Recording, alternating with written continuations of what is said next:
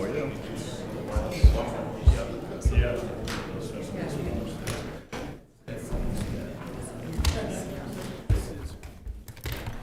This is tab 2.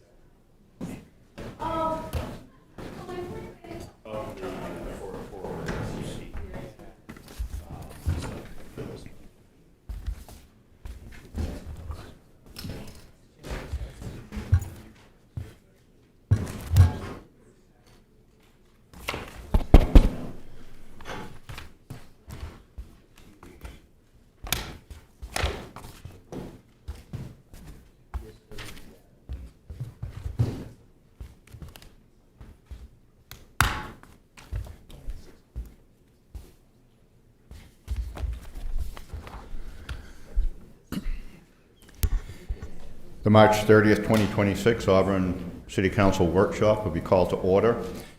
We have 2 items on the agenda tonight. The first is a presentation by the Auburn School Department relating to the Auburn Middle School. I believe Dr. Doris is going to present.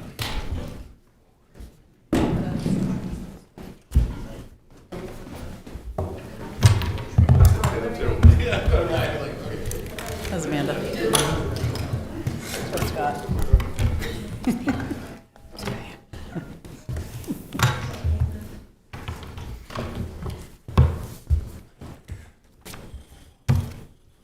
Good evening, and thank you for having us here tonight to talk with you about the Auburn Middle School project. I have my team here with me, so we'll have them introduce themselves. Amanda Kuchar, Business Manager. Scott Anier, Assistant Superintendent. Pamela Albert, at-large representative and school committee chair. Tonight we're going to give you some information about the project. We're going to tell you why we want to do this project and what it involves. And we'll also look at some potential future cost savings and answer any questions that you may have. So we'll go ahead and get started.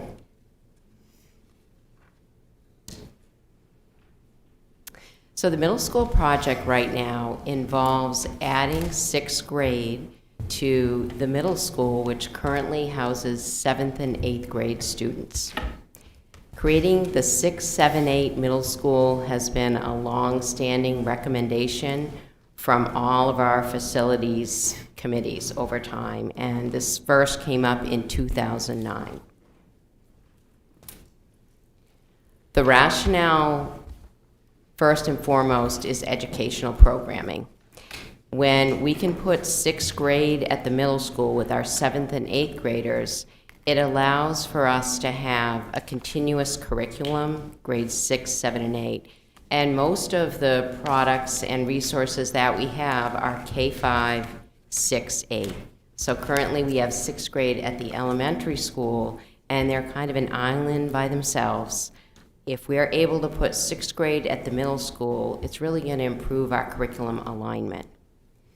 Also, putting 6th graders at the middle school is more developmentally appropriate because they are adolescents and the programming there is built for that age group. The opportunities are also expanded at the middle school. Our 6th graders would have access to athletics and co-curricular activities. We'd also be able to have that 3-year span where we could build stronger relationships with students, families, and staff. And then there's also the opportunity for more specialized instruction in enrichment, in music, in art, in science, and things like that. Why do we want to make this investment now? Well, one reason is rising costs. It is increasingly more and more difficult to run 6 elementary schools, and it's hard for us to sustain the current structure that we have. Another reason is space and flexibility. If we move grade 6 to the middle school, we're moving around 240 students out of the elementary schools. And this frees up space, and it creates an opportunity for us to rethink how we're configuring the elementary schools. So it's a smarter investment because fewer schools equals more strategic capital improvements. Right now, we're putting our money into 6 different facilities at the elementary level, and if we can have fewer schools, our investments are going to be more strategic over time, and we can focus our resources where they matter most. And then planning for the future is very important. This allows us to consolidate and potentially close an elementary school, and the long-term goal here is fewer schools and a stronger system. This project also ties into one of the school department's goals around facilities. And this is the goal, around having a master plan for facilities. The school department will utilize the facilities assessment, which we have had completed by Harriman, to create a master plan to address the capacity, sufficiency, and structural quality of all school department facilities. This slide shows you the process behind the work around this project. A few years ago, after we had Harriman do a facility study, we created an advisory committee, and the advisory committee looked at Harriman's plan and came up with some next steps. One of the next steps was that we create a standing facilities subcommittee, which we do have now. And another step was to create an advisory committee to study the Auburn Middle School and look at the possibility of adding grade 6 there. And so we did that. We have had 2 community forums over the last school year to give feedback on this project. And then we brought some recommendations to the school committee in January from the AMS Advisory Committee, and the school committee unanimously approved moving this project forward. These were the recommendations from the AMS Advisory Committee. The first recommendation was to reconfigure and renovate AMS to accommodate grades 6 through 8. The second was to adopt Harriman's concept plan, and we'll show you a little bit of that tonight. And then the third and fourth recommendations are dependent upon whether or not we move this project forward.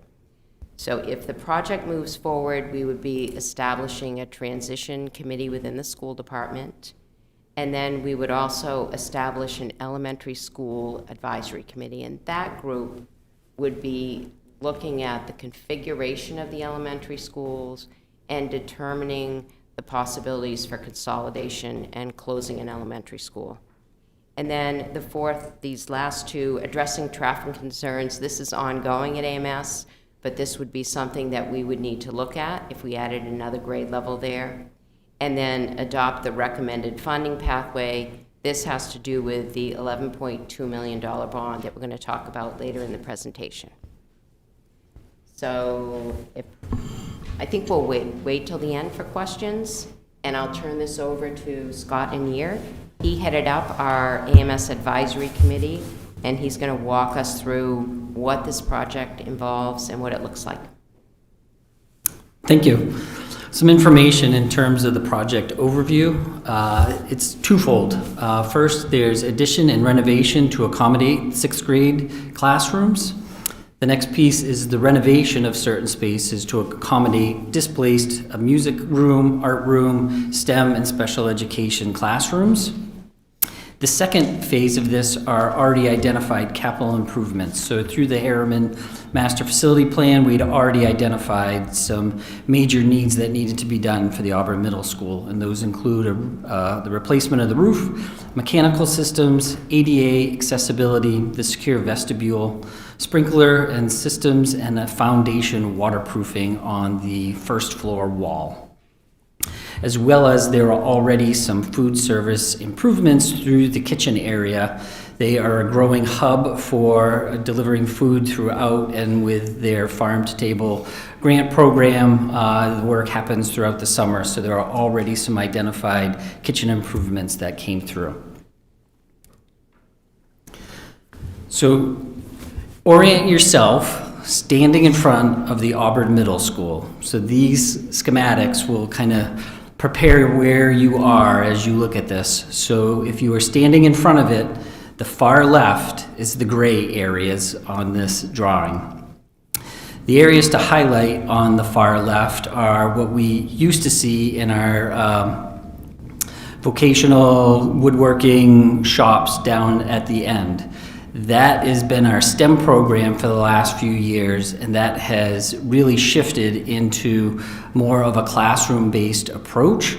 There's still a lot of hands-on work, but down in that left gray area is where we would reconfigure those into classroom spaces. It's vastly underutilized space. To the right of that is some green areas, and that would reconfigure into more of a traditional classroom space. So if we move on to the next slide, so now you get a better understanding of what that looks like. Those gray areas now become more of a traditional classroom space. The green areas are formatted into a typical classroom space.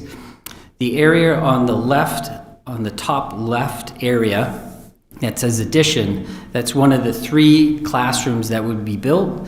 This becomes really accessible from a financial standpoint because we're only crafting 2 exterior walls. The other 2 foundational walls are already there, and there would be an extension coming out from the left-hand side that is now currently open parking area that comes into as a loading area into that spot.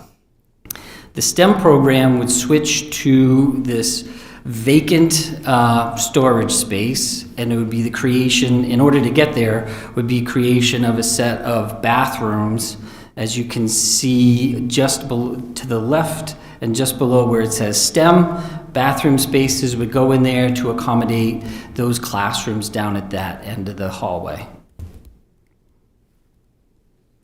The next slide is you are still on the first floor, all the way to the right. Really, in the rest of the building, in the typical classroom areas, it's really updating and making ADA compliant bathrooms. These bathrooms are the originals from 1982. They are way out of compliance. 1, we already knew that going in, and 2, this would be the time to make those updates. The other real important feature of working on that side is the waterproofing. On this ground floor, it's right into the basement. We have water penetration that is really making it very challenging for the usage of those classrooms. This needs to be addressed from a health and safety standpoint. We go to the second floor. I would draw your attention is to the far left again. Right underneath A is the 2 additional classrooms. The first one on the lowest portion, that stacks on the classroom from the first floor, and the one adjoining it goes out into the landscape from there. So those are the additions of the 3 classrooms that are actually square footage increases to the overall footprint. Those 3 classrooms really allow for the creation of intentionally designed science classrooms. They are a little larger and have a little more access to having electrical outlets and lighting to sustain and fulfill the needs of a science classroom, as well as sinks, more of a lab type space. Without making those, we now have an inequitable set of teams, because as the middle school does, they have about 4 teams per grade level. In order to do this, this allows for creating those science classrooms that can adapt and expand over time, but it continues to have that equitable access for science. That, and then on the second floor, on the main academic area, it's updating the bathrooms again. When we get to the next slide, we can talk about what happens in the back of the building. So again, highlighting the addition of those classrooms, same thing, the bathrooms on this, both standing bathrooms on the second floor and on the first floor all need ADA compliance. Again, 1982, it's time for an update, as well as they need to be compliant. We're held to that. Again, another view of nothing changes in the academic area to the right on the second floor. And now the big work that happens in the back is the work around the locker rooms. And currently the locker rooms are vastly unutilized at all. Mostly it's a storage space. And so when we look at reconfiguring the first floor on the left-hand side, we need to relocate the art room with an identified kiln and storage space for their needs. And so that would go into what is currently the locker room. It would be reconfigured, as well as we would continue to have changing spaces and bathrooms on right adjacent to the gymnasium. So students who still wish to change still have access to their changing rooms. We have one on each side, a male and a female. They have bathrooms, they have showers. It's just reducing that size and allowing for the space to be more meaningfully used for the art classroom. And then across the hall from that is identified as special ed, now allows us to have identified spaces for special ed conference rooms, testing rooms, as well as an office and entry area, so there's greater privacy and confidentiality to work with students and families when they come in for meetings. And then the last piece, as I highlighted before, were the kitchen renovations. It was already time for the kitchen to be updated, as well as the increase of the freezer and cooler spaces. And we've been working with Harriman on working with their consultant on some other designs there. And then the last piece on the second floor is really around reconfiguring what has been the multi-purpose space, which has had a movable wall, and to turn it into a permanent wall that would be more of a music classroom. So where we are in the timeline of the project, as you can see, we started in July of 2025, and here we are in March of 26. The hope is that we've started to get some of the more dialed-in schematic designs. We have these designs, but we really need to start dialing in where the HVAC systems run, where all the outlets go, and that becomes real important because we need to have those documents completed to be able to send them out for bid. And so that typically takes about a 9-month process, so we would kind of kick that off in June of 26. So that March of 27, we're able to have completed bids and move forward with the project to kick off in April of 27. It's a 16th month process with the end line of moving 6th grade in August of 2028. And now I'll turn it over to Amanda Couture. Thank you. So we've spent a significant amount of time with our architect of record at Harriman Associates to narrow the scope of this project. We've spent almost a year going through all the different pieces, and we've narrowed it down to the capital improvement plans that are needed at this time, along with renovations in order to include the 6th grade at AMS. So our budget falls just below $11.2 million. So we had categorized the components of this project to show kind of the need and why it's there. So we have the 6th grade inclusion as our first category on this slide. So that includes the addition of the 3 classrooms, as Mr. Anir mentioned, as well as all the renovations of classroom space to allow for instruction of a 3rd grade level. The second category is the capital improvement needs. Now, these were identified in the 2023 Harriman study. And these were all expected to be necessary in the first 5 to 10 years past that study. So we're already moving in on year 4 since that study was done. So these items that we have listed here, the ADA compliance in bathrooms, the roof is a serious need, as well as a new fire alarm system that's actually been identified as necessary as well. So those make up the $11.2 million that we're requesting in this bond. The third category as Mr. Anir already mentioned, that is actually funded by the school nutrition fund balance. So we don't need to request any funding for that, but it does make sense while we have contractors on site to do that at the same time. So that is the plan going forward.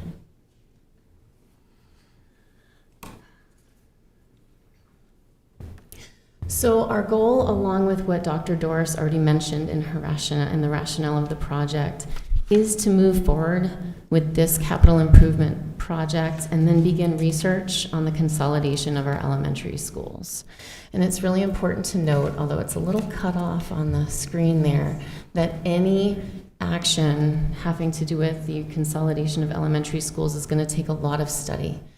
So that's why we are actually in really good shape to have sixth grade inclusion the fall of 2028, because that gives us time in the meantime to work with community input and studying the region, the city, and where our students are living to see how that would look.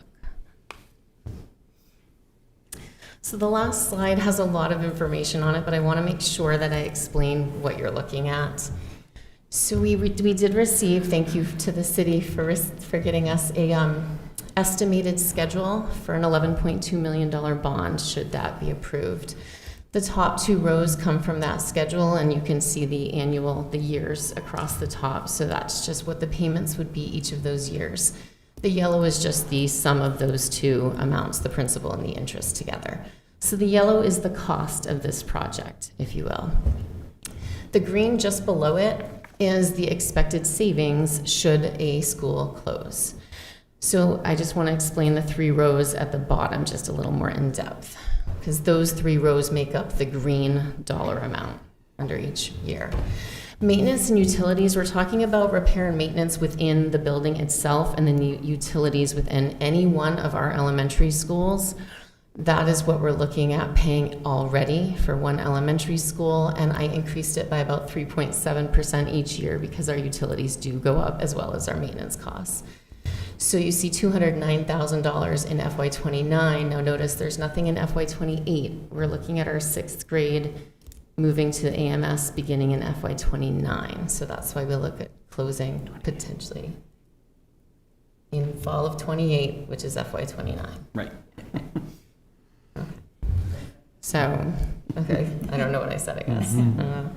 Workforce attrition is the next row, and that is working with our administrators and our school leadership to discuss how it would look when we have our students at potentially 5 elementary schools instead of 6, and the need for our staff would expectedly decrease. So, of course, I did add like 6% to each year after that first year of savings. So that's why you see the dollar amount increase each year. The last piece was we've been working on a draft for our facilities plan for the next 5 to 8 years, looking at our 9 buildings, and any of our elementary schools, not including Park Avenue. We didn't really look at a lot of need there, but any of our other smaller elementary schools, we're looking at the need for capital improvement costs around $6 million. So a very loose estimate of what the cost would be for a $6 million bond. That's where that $710,000 comes from, and then it decreases each year because interest goes down each year. So adding those 3 rows together is where we get the green row where it says 1 school closure savings. Thank you. Moving on to the end of the presentation tonight, in terms of the project direction and accountability, I want to say that this project is really focused on students and learning first. And then, as you've heard tonight, this is very well planned and thought through. There are different phases, and we are very transparent about what we're doing here. One of our goals, and it's one of your goals, is to be responsible with the use of public funds. And we want to continue engaging the community in this work, and the school committee will have oversight over this as well as the council. Why this project matters? First of all, it improves educational programming for our grade 6 students, and also I would say grades 6 through 8 altogether. We're now able to put 3 grades in one school. It really strengthens the relationships and the culture of the school. And then we're addressing the rising operational and facilities costs. This allows us to study the elementary school configurations and to reconfigure and potentially close one elementary school. And that creates long-term operating and capital savings for us. And then this project really represents a strategic, coordinated municipal investment. You know, this is very forward-thinking. We're looking ahead. What we can do now is going to save us money down the road. So it's a proactive step toward a more efficient and sustainable future for Auburn. And when we look at next steps moving forward together, it will be a continued collaboration with the city leadership and transparent planning and community engagement, as we've already spoken about, responsible stewardship of public funds, and positioning Auburn for long-term sustainability. So that concludes our presentation, and we would just like to open it up now for discussion and questions that you may have. Thank you very much. I appreciate you coming in with the team and making the presentation. Questions from the council? Council Cowan. Thank you all for the presentation. It's an exciting opportunity. I think, hearing it again for the second time, it's just, it truly is about the students, and it's a bonus, but a really nice bonus that we're talking about potential financial savings. I apologize if I missed this, but could you speak to how many other schools already have 6th through 8th grades combined? Yes, we are one of 10, is it 10? We just looked this number up tonight. So we're one of 10 schools in the state that have only a 7th and 8th grade middle school. So most middle schools are 6-8 or 5-8. And then in your smaller communities, you'll have K-8 schools. Thank you. You're welcome. Other questions from the council? Council Gary? Go ahead. I really appreciate all the hard work and thought in this stuff. And to me, the education of our children is the utmost important. But with so many unknown factors, especially where we've got housing coming up around Grace Lawn Road, over on Stetson Road, and other places, I don't know. And also, I'm torn. With the price of our new municipal building, our public for fire and police, I don't know at this point in time, with the unknown factors of where the classrooms are going to be needing once that housing comes online, I don't see at this point in time, even though I support this, where the heck we're going to get this money and not totally annihilate our taxpayers. I know they're willing to give everything for the kids in their community, but they can only afford so much. They're going to have a very hard time with what we're doing this year. And so that is where I'm coming from. I'm torn all up inside.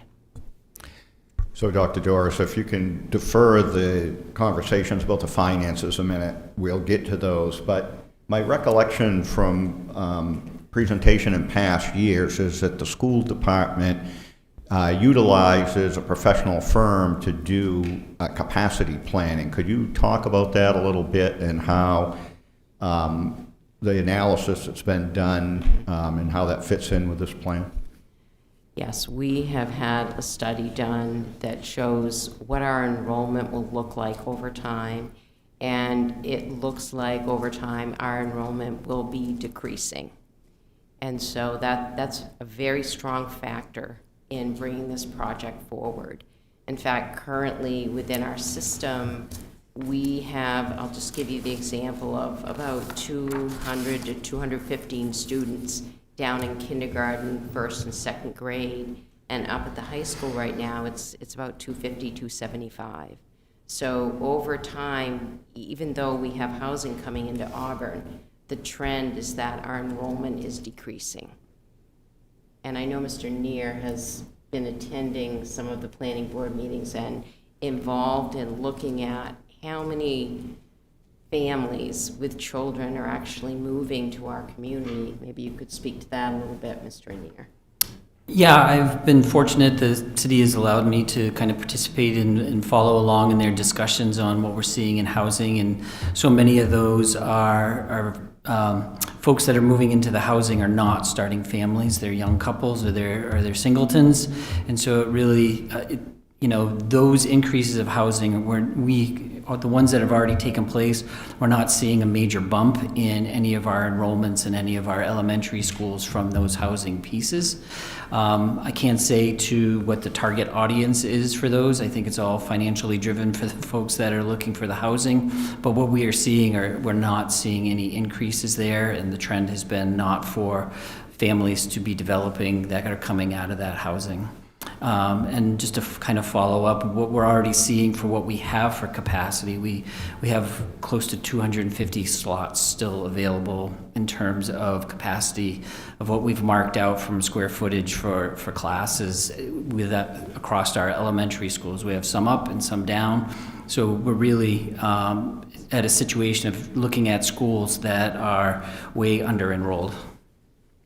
And when you did the analysis, did you utilize the report that the city commissioned that was looking for the number of housing units that we needed in the future to meet the state goals?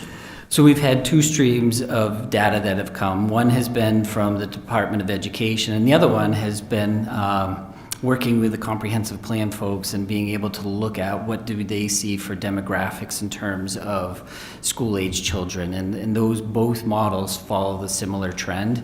And so we thought it was helpful to not run two streams. I just started with the DOE as one. But then as the comp plan was going, I reached out to the folks that were directing that work, and the trends were very much the same. And it's not an off-the-cliff thing, but it's a continuously gradual step down.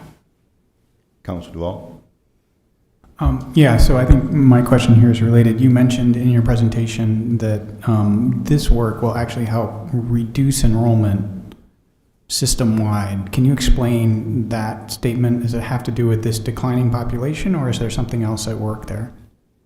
Shifting the sixth grade to another location wouldn't necessarily reduce enrollment. So what was said was if we move our sixth graders to the middle school, we'll be moving around 240 students out of the elementary schools.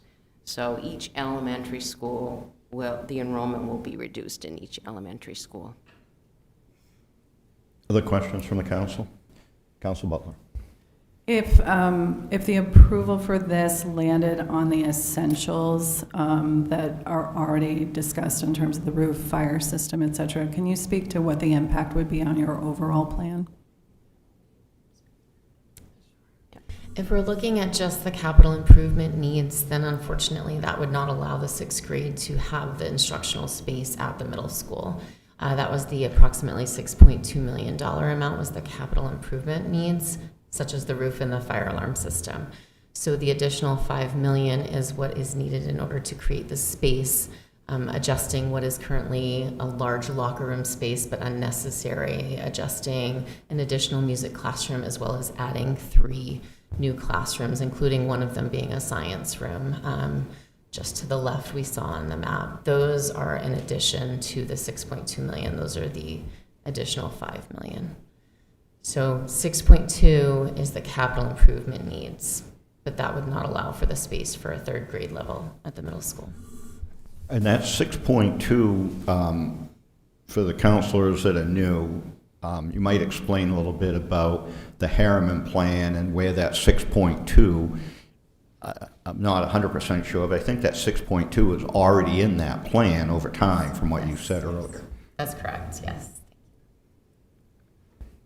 Council Platt. Thank you, Mr. Mayor. Thank you for the presentation. I've been following along, obviously, for months and months and months. I just wanted to offer up my opinion on this. So conceptually speaking, I think it's a slam dunk. I think we have to trust our educators and our administrators that moving 6th grade into that realm is what's beneficial for students. At least that's my belief from what I've learned and what I've gleaned thus far.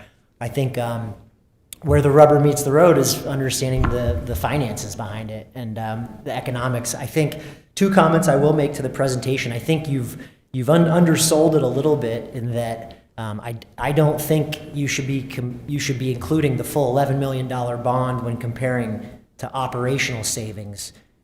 What we've just clarified up here is that $6 million of that $11 million are CIP requests just for the building. It has nothing to do with 6th grade. So those would be requests coming through the process over the next couple of years.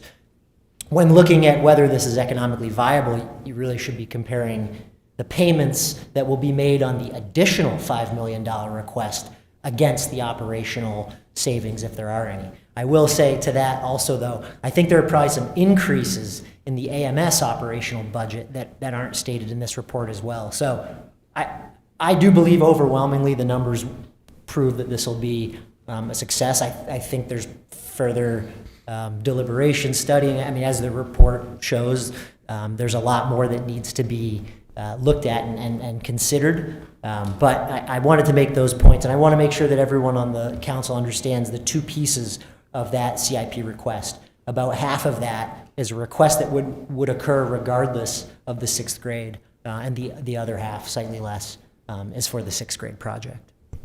Other questions from the council? Representative Edwards. Yeah, I want to thank you guys for the presentation. I guess I have a few concerns as a student, and I'm obviously going to go and become a taxpayer. And I guess we're still paying off Edward Little, is that correct? Okay. So until Edward Little is more paid off, wouldn't this almost be like irresponsible for the taxpayers at this time? So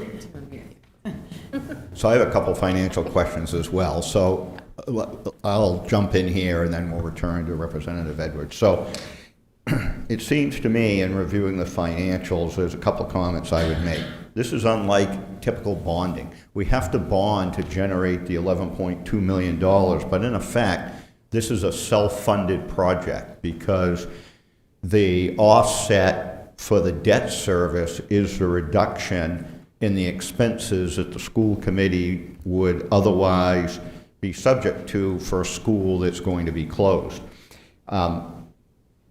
So a couple observations I would have to follow on with Councilor Platt. There is some differential here, meaning that the school closure savings are greater than the cost of this project. But I don't think that the council should look at that as savings, because there is a large backlog in the Harriman report of capital improvements that need to be made at some of these other schools just to continue to use those schools. So another way to look at this is that this offset in the green line will mean that there's going to be less need for bonding. There might not, let me say that differently. There might not be less need for bonding. There'd still be a CIP item, but there'll be money available to help pay the debt service on some of the other schools. The one question I have to this, though, is in the FY28 column. So the way this is presented, it would show a need for almost $1.8 million in FY28 because, of course, there's a lag time from the renovation starting until you have your first school closure. So my question is, can you comment how, if this is going to be self-funded, that the school department might fund that? Is there fund balance available that could be utilized for that first year, or is there some other type of approach? And I'll try. All right, okay. Yes, we did note that there is the potential that the elementary school closure might not happen until fall of '28. There are still options out there for some consolidation in the meantime. to save on some items, to be able to perhaps not replace as folks are leaving the school department. But yes, overall, the cost is that 1.8 million. We've discussed with the finance committee in the school department to set funds aside out of our unassigned fund balance, and that actually is on the agenda for next week to have that conversation and potentially move forward with that. That being said, we are also discussing setting that unassigned fund balance aside for other capital improvement needs, such as other schools, as items arise. Yeah, just to follow on to Councilor Gary's point, I think as the council's looking at this, it would certainly be more palatable if that gap year was funded in this plan. I realize that perhaps you could have other CIP money and changing from one side to the other, but I think it's more beneficial to show that this is completely self-funded. So, Representative Edwards, did you have further comment? No. Other questions from the council? Council Walker. Thank you. Could you tell me, would this have to go out for a vote, or does it just lay here with us? This is with you. So just, I know Council Walker knows all about this, but so it's clear for the public, there's a cap that gets adjusted every year. The manager could remind us. It's a percentage of the budget, and the 11.2 million would be below that threshold, like most other CIP items, and wouldn't be a large enough project that would have to have a referendum. Second question, could you tell me if, how many schools have a sixth grade in them and which ones they are? Yes, we have 6 elementary schools currently. They all have 6th graders. That would be Fairview, Sherwood Heights, Park Avenue, Walton, Washburn, and East Auburn Community School. Council Platt? I guess just one more quick thing to add. I think it was the mayor mentioned the Harriman Facilities Report, but for any counselor that hasn't taken a look at that, it's important to see that and see some of the large, 7 and 8 figure numbers that are tied to some of our aging facilities.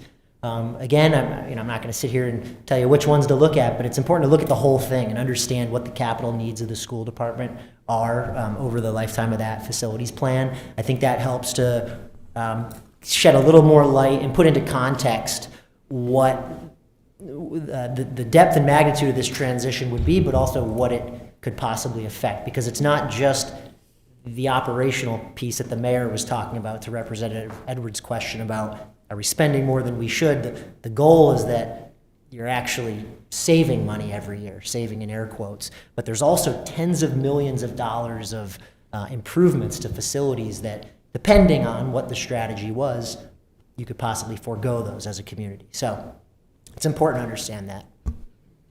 Other questions from the council? Council Cowell. Just a follow-up comment related to the existing school referendum debt. This year, that would be 1.1 million. That's on the tax levy. So it's a much bigger project, but a lot of that is paid from state funds. So I think it's important. I just wanted to let the public know that figure.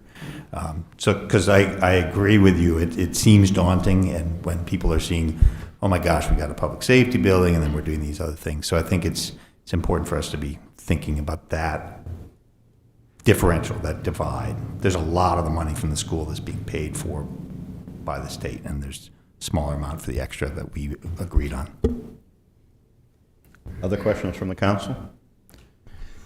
Thank you again for the presentation. I really appreciate the creative work by the school committee and the school department to find a way to help improve educational outcomes, but at the same time, self-funding these capital improvements. Thank you very much. Thank you. We appreciate the opportunity to be here tonight.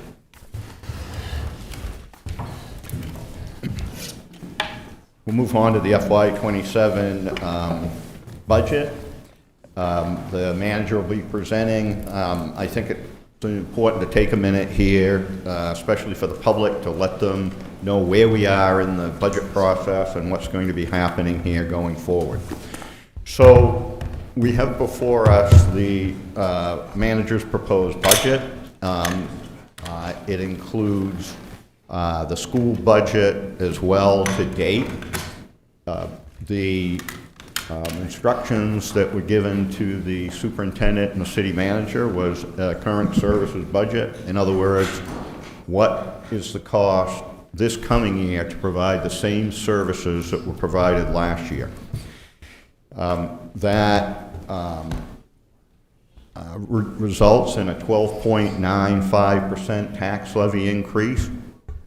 This is the closest approximation, the tax levy is the closest approximation in the budget process to what somebody's actual property taxes would go up. The earlier discussion by the council was to set a benchmark number of what might be potential tax levy increase. The council sent 7.5%. I think it's important to remind the public again, this is not a finalized number. It's a number for the council to work towards so that they can understand the effect on programs and services as they work to that number. So using the 7.5%, the guidance to the staff was to calculate in dollars the difference between a 12.95% tax levy and a 7.5%, and that's $4,456,999. Doesn't all come out even because there's a lot of moving parts. That would get us down to a 7.21% reduction. As we go through the process tonight, I think it's important to recognize that as the manager talks about the impacts of these are not recommendations of the manager or of the staff. They're responding to the city council's request about what the impact would be if the $4.45 million was proportionally spread across all the accounts that have general fund monies, right? So you'll see not every account has an impact because some accounts in whole or in part are paid with funds other than general fund monies. So a couple things for the council to think about as we go through this. The recommendations don't account for any prioritization by the council between programs and services. Again, this is just a equitable distribution of the general fund's money.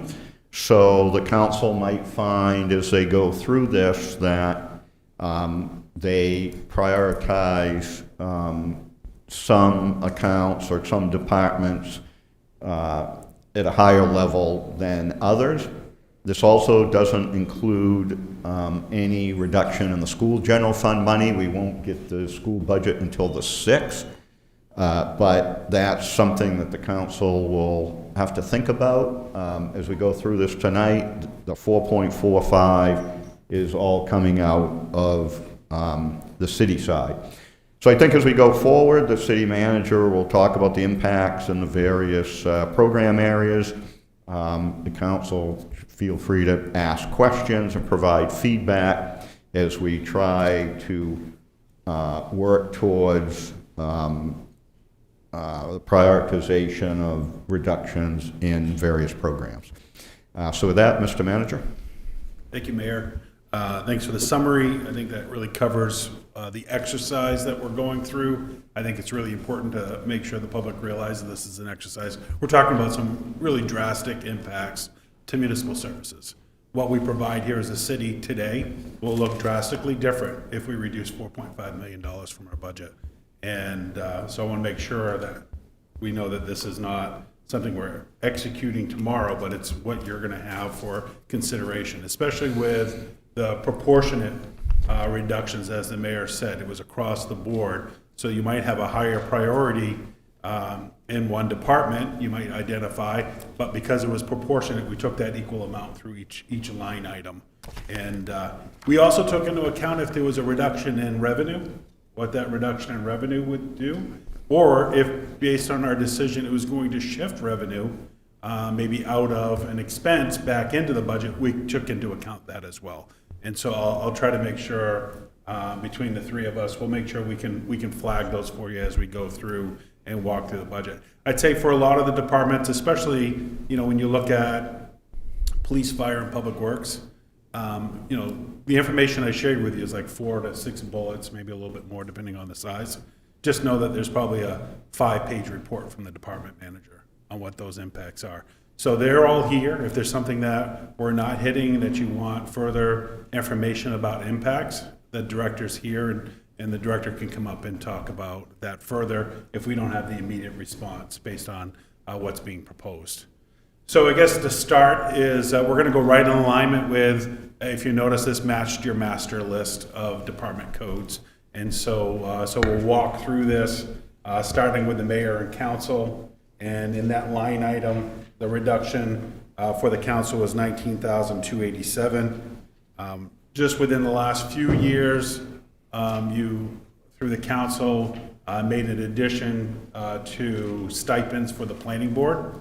So we were, based on priorities, what we would recommend is that the planning board stipends would be eliminated. Just for counselors who are new, to recognize is that you can't change your salaries. And so you currently have a set salary that has to stay, that wouldn't be able to change until the following term. So you can't say, well, keep theirs and we'll reduce ours, or do something with your stipends. By charter, they have to stay in place. We also identified some reducing some training, some facilitation services. We always carry some funding there if we have to contract somebody for facilitation, and then some of the training has to do with items that you might receive through MMA, maybe a training course, and then the elimination. And through the process, you had added $2,000 in for Life Flight. I had placed that in under your budget, and so this recommendation would be to remove that $2,000 for Life Flight. Questions on? I'll hit each one, and then we can do questions, Mayor. Any questions? Councilor Cowan. I just want to highlight a response to a question I had from Phil, and that with Life Flight, if we were considering that 2,000, we have not historically given that money. We instead have provided support through the Auburn Lewiston Airport, and that the amount that we're providing to Life Flight is even greater than 2,000. So as we're all thinking about that we provide a benefit of greater than 2,000 already to the Life Flight program. So. Councilor Geary. It's more of a point of information. Where are you in the book right now, or are you in our budget book? If you follow it by within your, depending on what sheet you're looking at, but if you're following it by the master list of departments, you can track it that way. Or if you have the updated sheet that I provide you as a memo, you'll see them all. That's what I'm going to walk through, is that memo that was provided. I didn't have a printer, so I figured you'd be handing that out, so I didn't make a copy. Yeah, Dennis will provide you one. Other questions on the mayor and council account? All right, moving forward. I'm sorry. My only observation there would be, I appreciate the issue around the charter provisions, but typically we don't utilize all of the mileage or supplies money. Speaking for myself, I just pay that stuff out of my stipend, so I would certainly be interested in some reduction in those two lines. Yeah, We can do that. I think you're right. They're not always pulled. However, there is an obligation to reimburse you if you request. That's why we leave it in there, and but we could certainly reduce.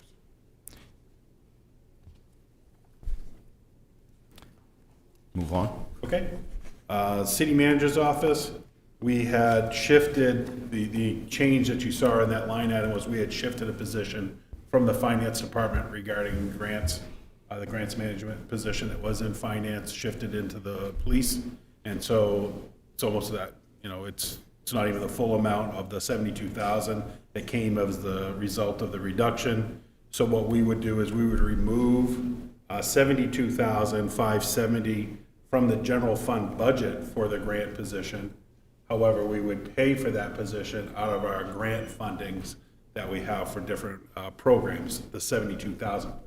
We keep the balance of that salary in the manager's budget, and we did not reduce the fringe amount in the fringe account. So when we get to fringe, you won't see that reduced there. The purpose of that is that we currently have just over $28 million in grants that we manage. We wouldn't be able to eliminate that position. However, we could use funds from the various grants to cover the administration of those grants. It gets creative because we need to make sure that the time spent for those grants are applied to the appropriate grant. We just can't have one grant pay for all the other funding. But what that does historically for Auburn, and we'll talk a little bit about this in the engineering reduction as well. Historically, we haven't pulled administration costs because we use the full amount towards the program that the grant is budgeting rather than a position, because then we're not chasing that, we have consistency with that position regardless of where the grants are coming in. And so that's how we've done it. So that's the recommendation that's being proposed here. That amount would be eliminated in the general fund budget, however, would be offset in the grants line items. Council Khan. Thank you, Mr. Mayor. I understand that the cost shifting, and that would allow that this person would be able to manage the grants. Can you speak, Phil, to any restrictions from current day in terms of writing and seeking grants or philanthropic awards and relationships? Yeah, it could reduce that time because we have some grants that allow for administration costs, and we have some grants that are just for a program cost. And so there's times when we're looking at applying for different grants. Our grant writer probably has somewhere in the range of 20 or so grants that she's reviewing now of, do these make sense for us as a city? What's the cost impact? Is there a future capital expense that we could offset if we were to apply for these? That time shrinks because of the time that as you start coding out this person's time to the various grants, the time that she has for researching, because it's really only going to be based on the total, take the total package for fringe and salary. That's the percentage of time we now have available to be able to do those, do the research, but also to manage the grants that don't have an administrative offset. Yeah, great question, but that's the difficulty in that. And it'll change, so that will constantly change as different grants come forward and what we're applying for, that percentage then shifts. Other questions on this item? So my concern, to follow up on your last comments, is that this could be actually a net revenue reduction, right? Because we would be foregoing non-property tax revenue if we don't have time to apply for that. So it would seem like, I understand the transfer of the funds, but it would seem like it would be helpful to have an understanding of how much time we need available to ensure we don't have a net revenue reduction and not transfer all of this. Yeah, if, this is phase one of the exercise, if this was, we're moving forward, because if we were prioritizing these reductions, this one wouldn't be in the mix, because there's just we need the consistency. And so, but if we were, that's where we would start to drill in on actually taking how much can be applied to each of those grants currently. And some of that would require us for grants that we currently have to do a modification to our program because we did not allocate that. So we'd have to see if that was approved, and then we would start taking that percentage to get to your point, Mayor. It could be that differential regarding revenue offset. Other questions on this account? No. Great. So the next is code Department 1007, which is City Clerk program impacts. The total here was $62,243. Really, the big reduction here has to do with customer service operations. A few years ago, we were able to reestablish the switchboard operator, which we had for years in the clerk's office. We eliminated that through a previous budget reduction, and a few years ago, we were able to bring that position back. One of the complaints that we had continually heard from the public was just the difficulty in finding or being connected to the right department when they're calling. If you're in local government and you have a question about a certain item, you know, okay, the assessors handle that. But the average public may not know that. And so when you get the phone tree message, if you're looking for assistance, we do a lot of frequently asked questions when we do switch over to automated, which happens on occasion if it's during a lunch break or something, but if someone's not available to answer that call. But it's really difficult to find what department you need. And often the switchboard operator can answer any question that the person is calling about. And so they can just take care of that right away. The citizen's getting an immediate response. If there's no one in that position, so say they had a question regarding the vehicle registration, then that call would be transferred to those staff that handle that, but they probably with customers. They're not going to answer the call. It then would go into the voicemail. So the person is now wondering, is my call going to get responded to? When would it get responded to? So those have been some of the benefits with that, the biggest portion of that. But then also, it's a position that's able to be offset when it comes to voting season. And because the position does get deputized as a deputy clerk to assist in ballots, and as well as handling voter registration, as well as handling some of the filings for vital records, which is sometimes can get backlogged. And so that position's able to do that in between calls that person is taking. So, and then the elimination of the records restoration, we would just delay that. And so we've been making good progress. I think we've been chipping away. I think the council has been supportive of funding that over the last few years. And so we've been catching up. This will just put us behind on our track of getting that up to speed and getting those records transferred in a way that it restores them no longer and preserves them. Questions? Questions on the city clerk? Council Cowan. Thank you, Mr. Mayor. Actually, it's more of a comment. In my perspective, one additional benefit to the current structure you have around the switchboard and having someone there is you pointed out that they often can answer the question and don't have to transfer on to someone else. You're saving other people's time.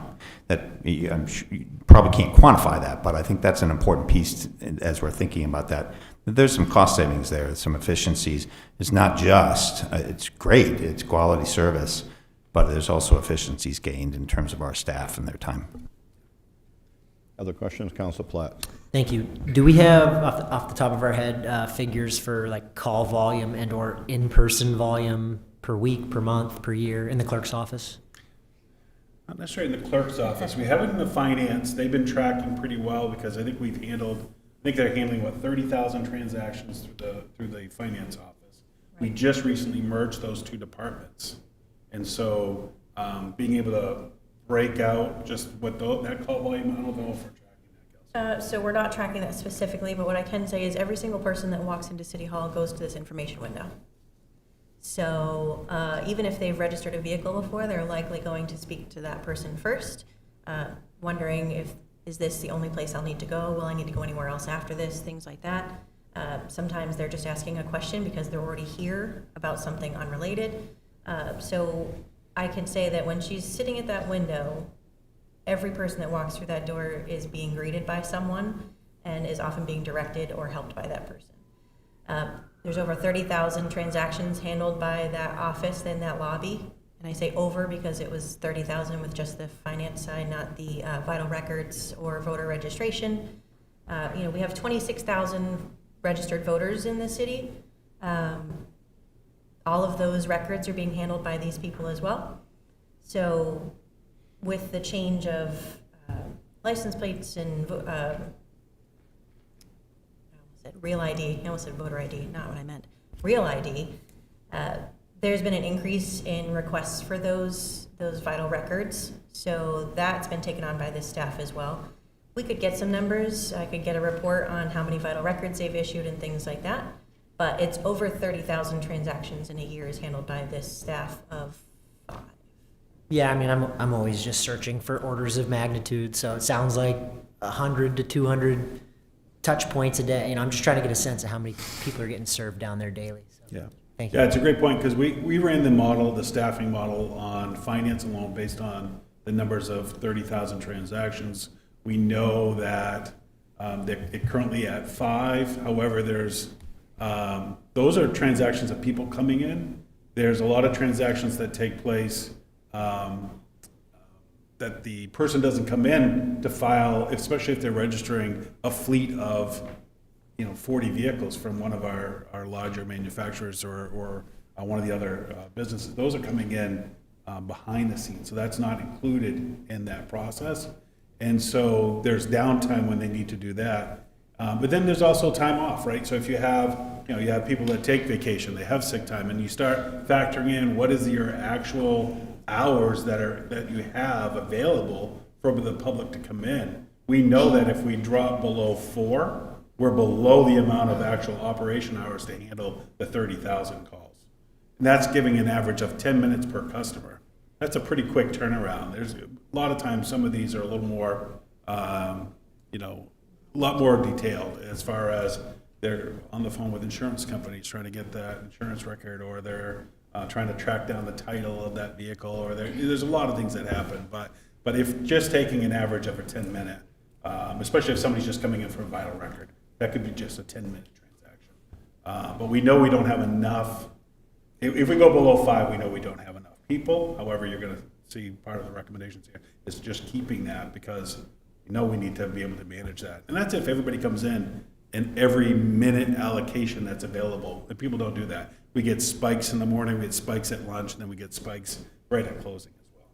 And then obviously certain days of the week. If it's summertime, we're going to see the spikes on Fridays before people registering their boats, say. And then we're certainly going to see a large increase when people are coming in to pay their taxes just that week before taxes are due. So. Other questions on this item? What's looking at the CIP, there's some pictures in there of documents that are queued up here for restoration.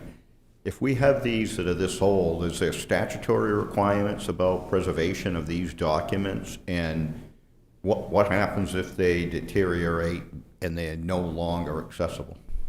So yes, there are Maine state statutes that require that we keep records restored and preserved. There are records that we're required to keep for all time. So if we're unable to access or read those records, we're no longer following state statute. We're in violation of that statute. As city manager said, we have made great strides in this record restoration. There was a time when that was removed from CIP. We fell behind. Some of the records were getting to kind of a scary point of whether or not we would be able to restore them. We're currently moving into some marriage records. We've done a lot of the older birth records and things like that.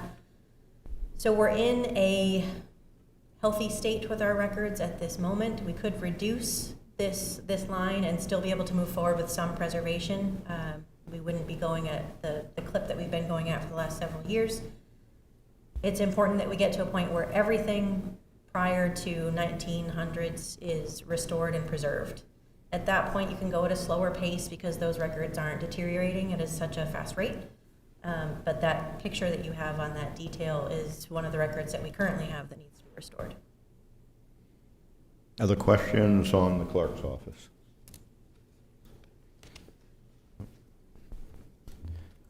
Okay, so Finance Department, line 1008, you see the reduction here is 145,832.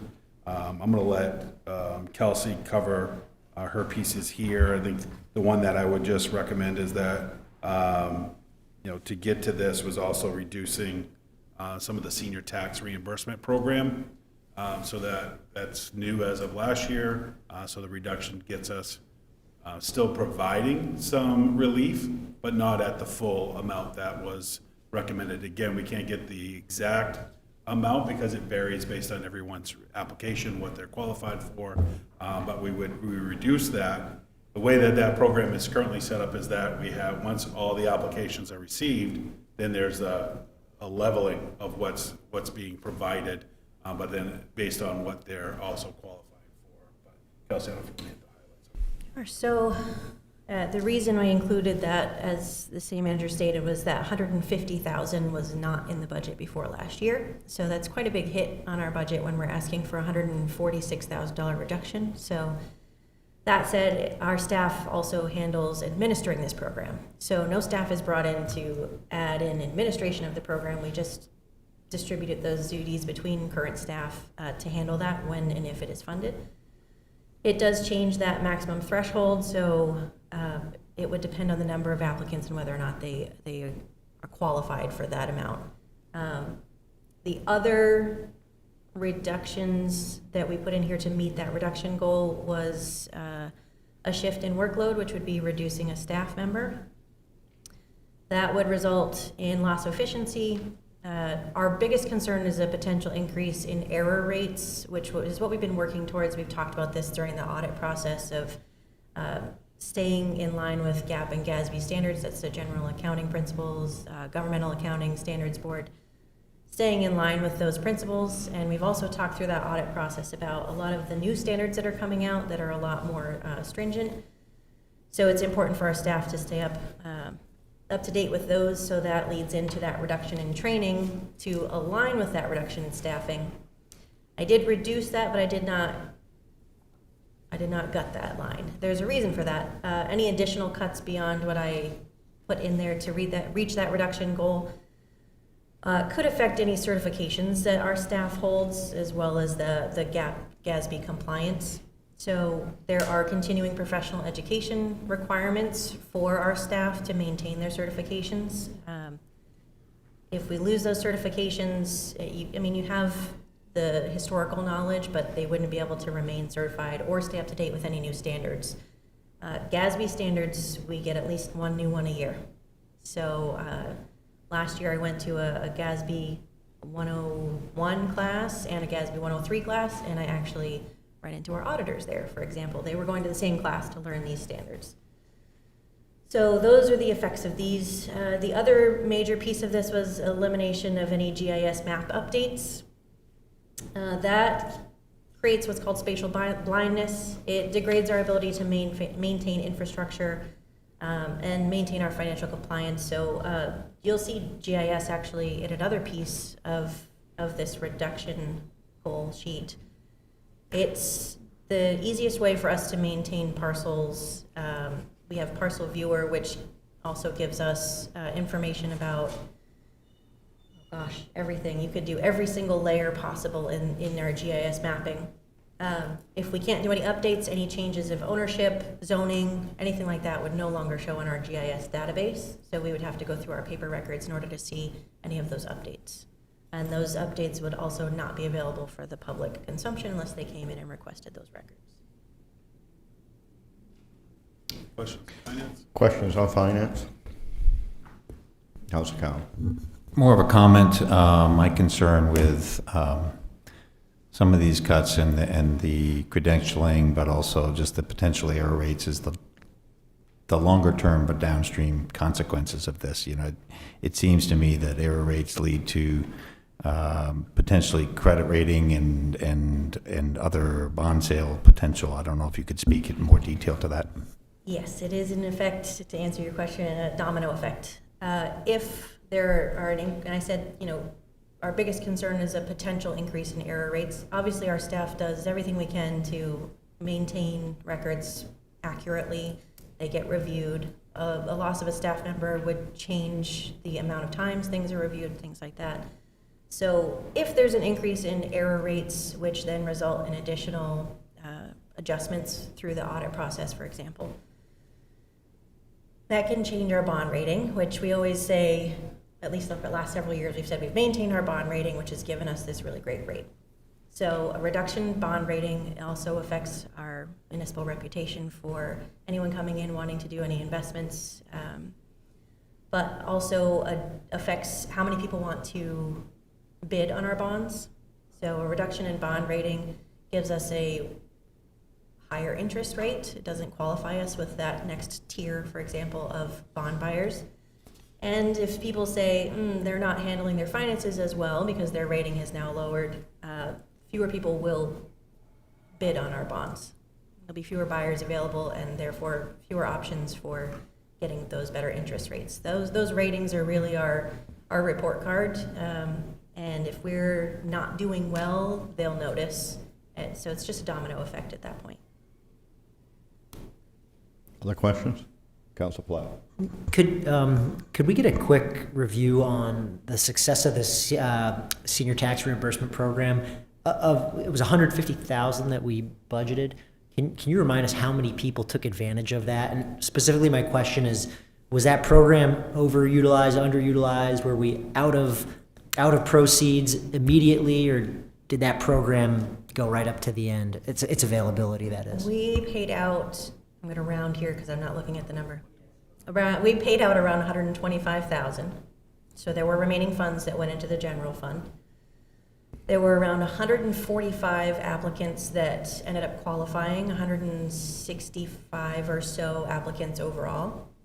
So around 20 did not qualify, either not having a homestead or any number of those qualifiers. Everyone was notified whether they did or did not qualify. The average payment was around $600. There were some outliers that created that average being lower than expected. The max payouts were $1,000. If we were to continue with this suggested reduction and we stuck with the same number of applicants, same number of people that qualified, that max would be around $680 rather than $1,000. So it does affect that maximum payout option for those people that did qualify for that maximum. The other piece to keep in mind is that while that does reduce that total senior tax payment reimbursement, we're also reducing the tax levy at this point. So it's reducing that tax burden on them at that level as well. So I understand that it does affect that total max payout, but those are the numbers. So to follow up on the senior tax program, given it was the first year, some of those people that didn't qualify, they may not have qualified because they didn't have the right paperwork, right? They hadn't filed for the property tax fairness credit, or they didn't know that they had to file for the homestead exemption. Most of them were homestead exemption, or actually not old enough was a couple of them. If someone turned everything in and just didn't turn in the correct sheet from their taxes, we contacted them and obtained the correct sheets. We didn't just say, oh, you didn't turn in the right paperwork, and disqualify them that way. We noted it, contacted them, spoke with them. So most of them were homestead, age-related. Homestead was the biggest one. And so I'm a little concerned that since it was the first year, that we should assume that we're going to have the same number of applicants this year. I'm assuming I wouldn't assume that. That was just for that purpose of discussion. I'm assuming we'll have more applicants this year, and it's probably unlikely, even though they qualify, people are going to get the $1,000 match, right? right? Because, theoretically, you don't have to go far beyond 150 people, and you're going to be below the ability to provide the maximum match. Theoretically, yes. Other questions on finance? Council Walker? I was just going to make a comment that quite a few people still didn't realize we had that program going, and because I heard a lot of people after it was too late to be able to submit. So I think we would get more definitely this year if we can go with it. Anything else on finance? Mr. Manager?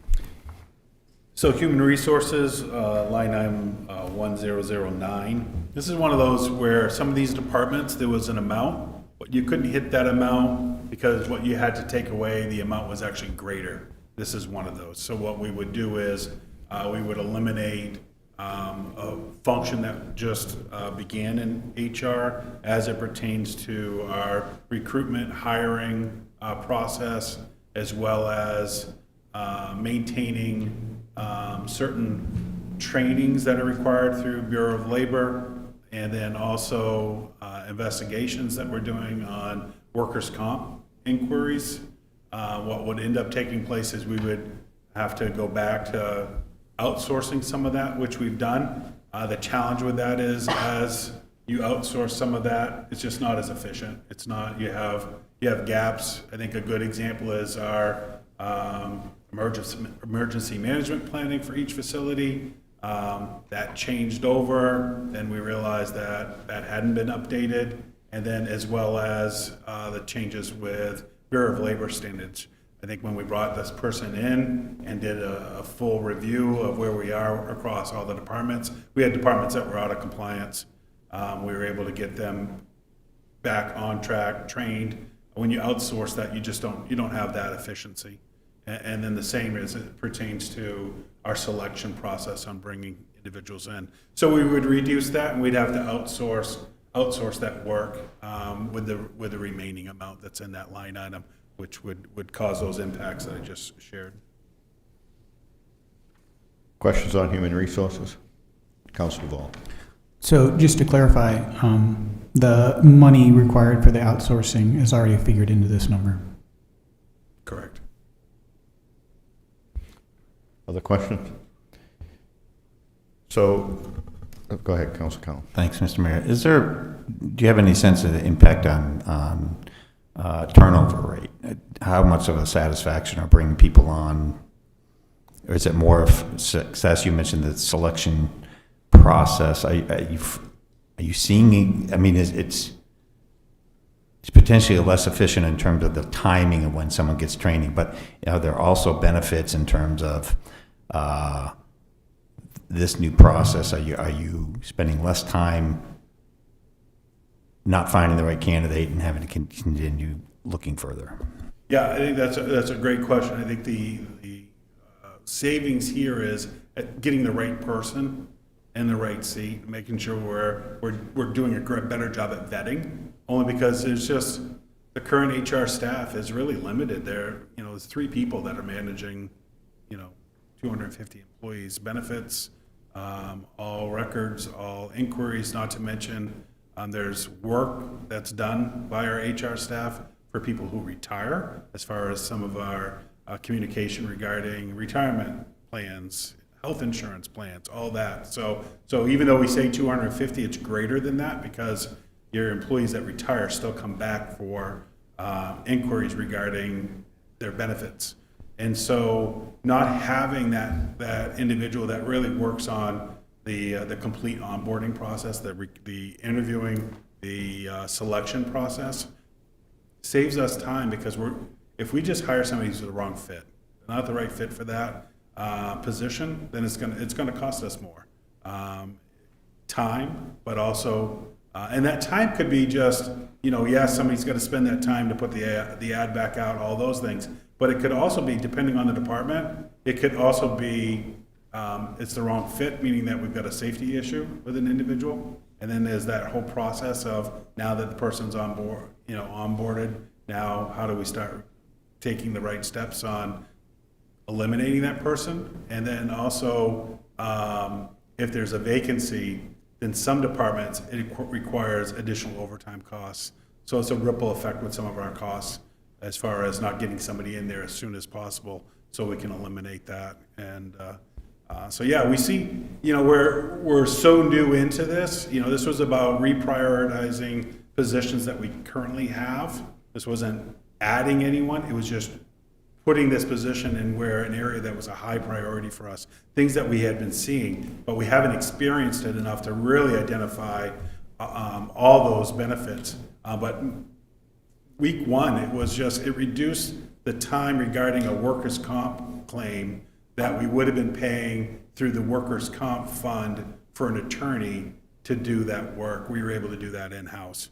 So you immediately saw that savings that the workers' comp attorney wouldn't have to have really, we handed them a package if need be. And so there's some of those benefits. Other questions on human resources? My comment on this is I don't see how this saves any money at all. I mean, one personnel investigation gone bad, one workers' comp case that isn't handled appropriately, the impact on the city is going to be way more than $39,000. I mean, this whole, the reduction in human resources is really risky, right? Just from a financial standpoint, that if you don't do some of these things, the payout is going to be way greater than $39,000 in a single case. Absolutely. I mean, yeah.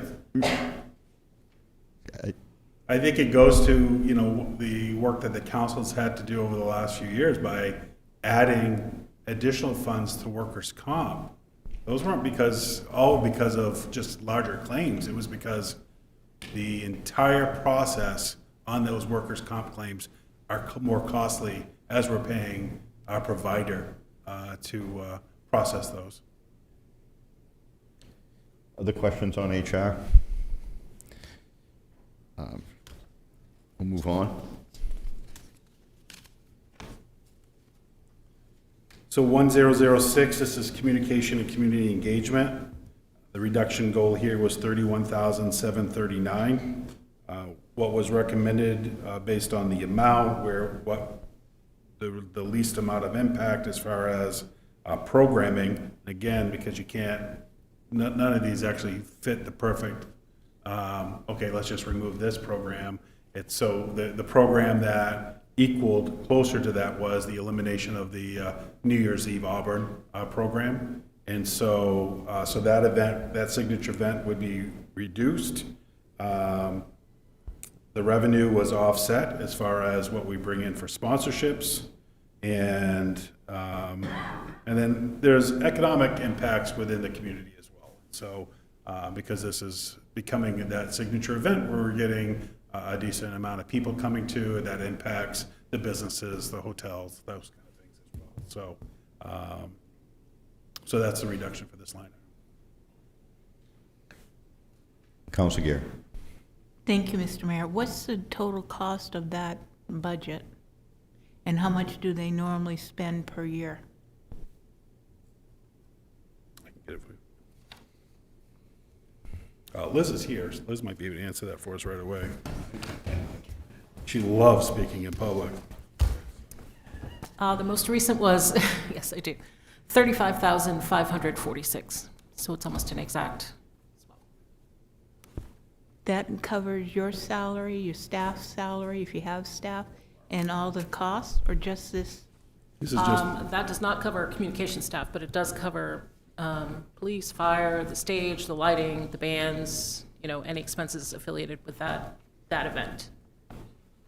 So it's just that one event, it's not all Yep. the events you handle? Yep. We would propose to keep the Blues Festival in the fall and the Lobster Festival in the springtime, plus all the Christmas parade and, you know, all the other smaller community events as well. Could we get a copy of what it does cost to run your office and for all these events? you have our cost to run the department in the budget, as well as all the events costs are in the budget as well. Those are all built into there already. If you want the separate line items for the events, I think we can get you more information on those if you're talking about, because this is another one where, yeah, we know what our fixed cost is, but we negotiate a sponsorship level where someone is going to, a business is going to provide X amount of dollars to help offset the cost. Liz will just work within that provider to say, what would you like done at this event? And so maybe at this event, they just want to be, tagged on this type of material that's being produced. Maybe it's on a banner, maybe it's on some material that she's putting out, but for maybe one of the larger signature events, they want, the gold standard on that. So it's a little hard to break it out completely. We can give you the fixed cost for each of the events. The revenue offset does shift, so it's hard to nail that down. And then we don't factor in necessarily the staff's time for those events, because the staff is also, they're managing all the social media platforms, they're managing all the other things within the city. So we don't have anybody that's just handling events. So, but we can provide you the actual cost to host that event. The back of tab 2 of your book, also available online, but it's the blue and white section. That's each department and their detail lines.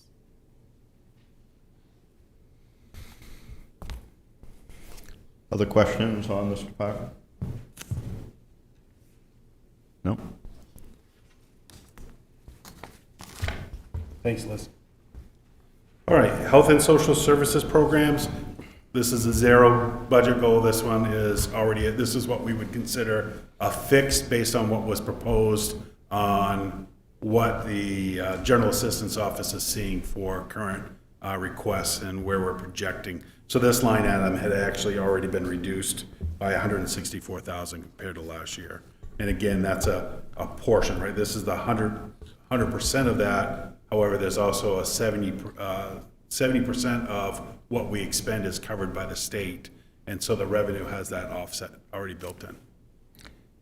Yeah, so this is statutorily required, not only that we provide the assistance, but there's timeframes set forth by the state to respond, correct? That's correct.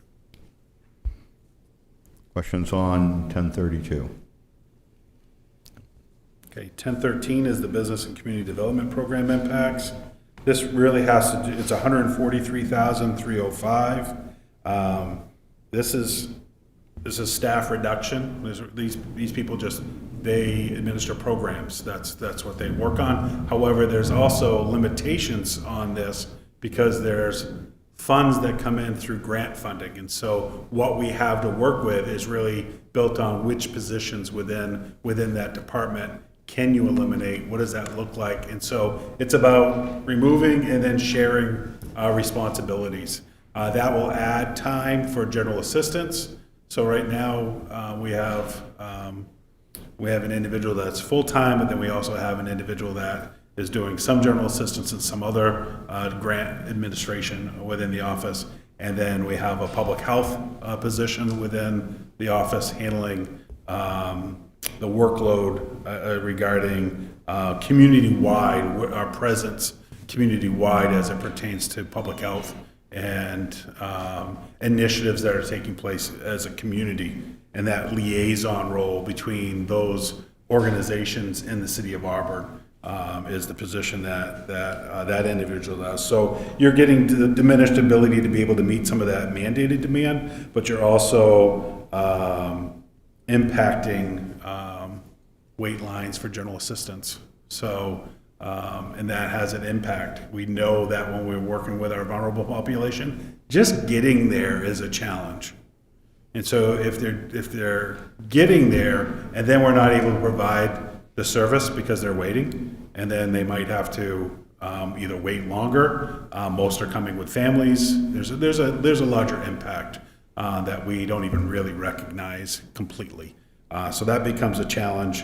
And then this line item also, to get to the $143,000, also eliminates the add-on that the council did regarding the request from the drop-in center for expanding the services at 121 Mill Street So this reduces or eliminates that expansion. And then overall, it just has a major impact on just administration of our HUD program. You know, I think if you saw this kind of reduction, we would be working with HUD, letting them know for the same things that Kelsey identified as far as concerns about errors.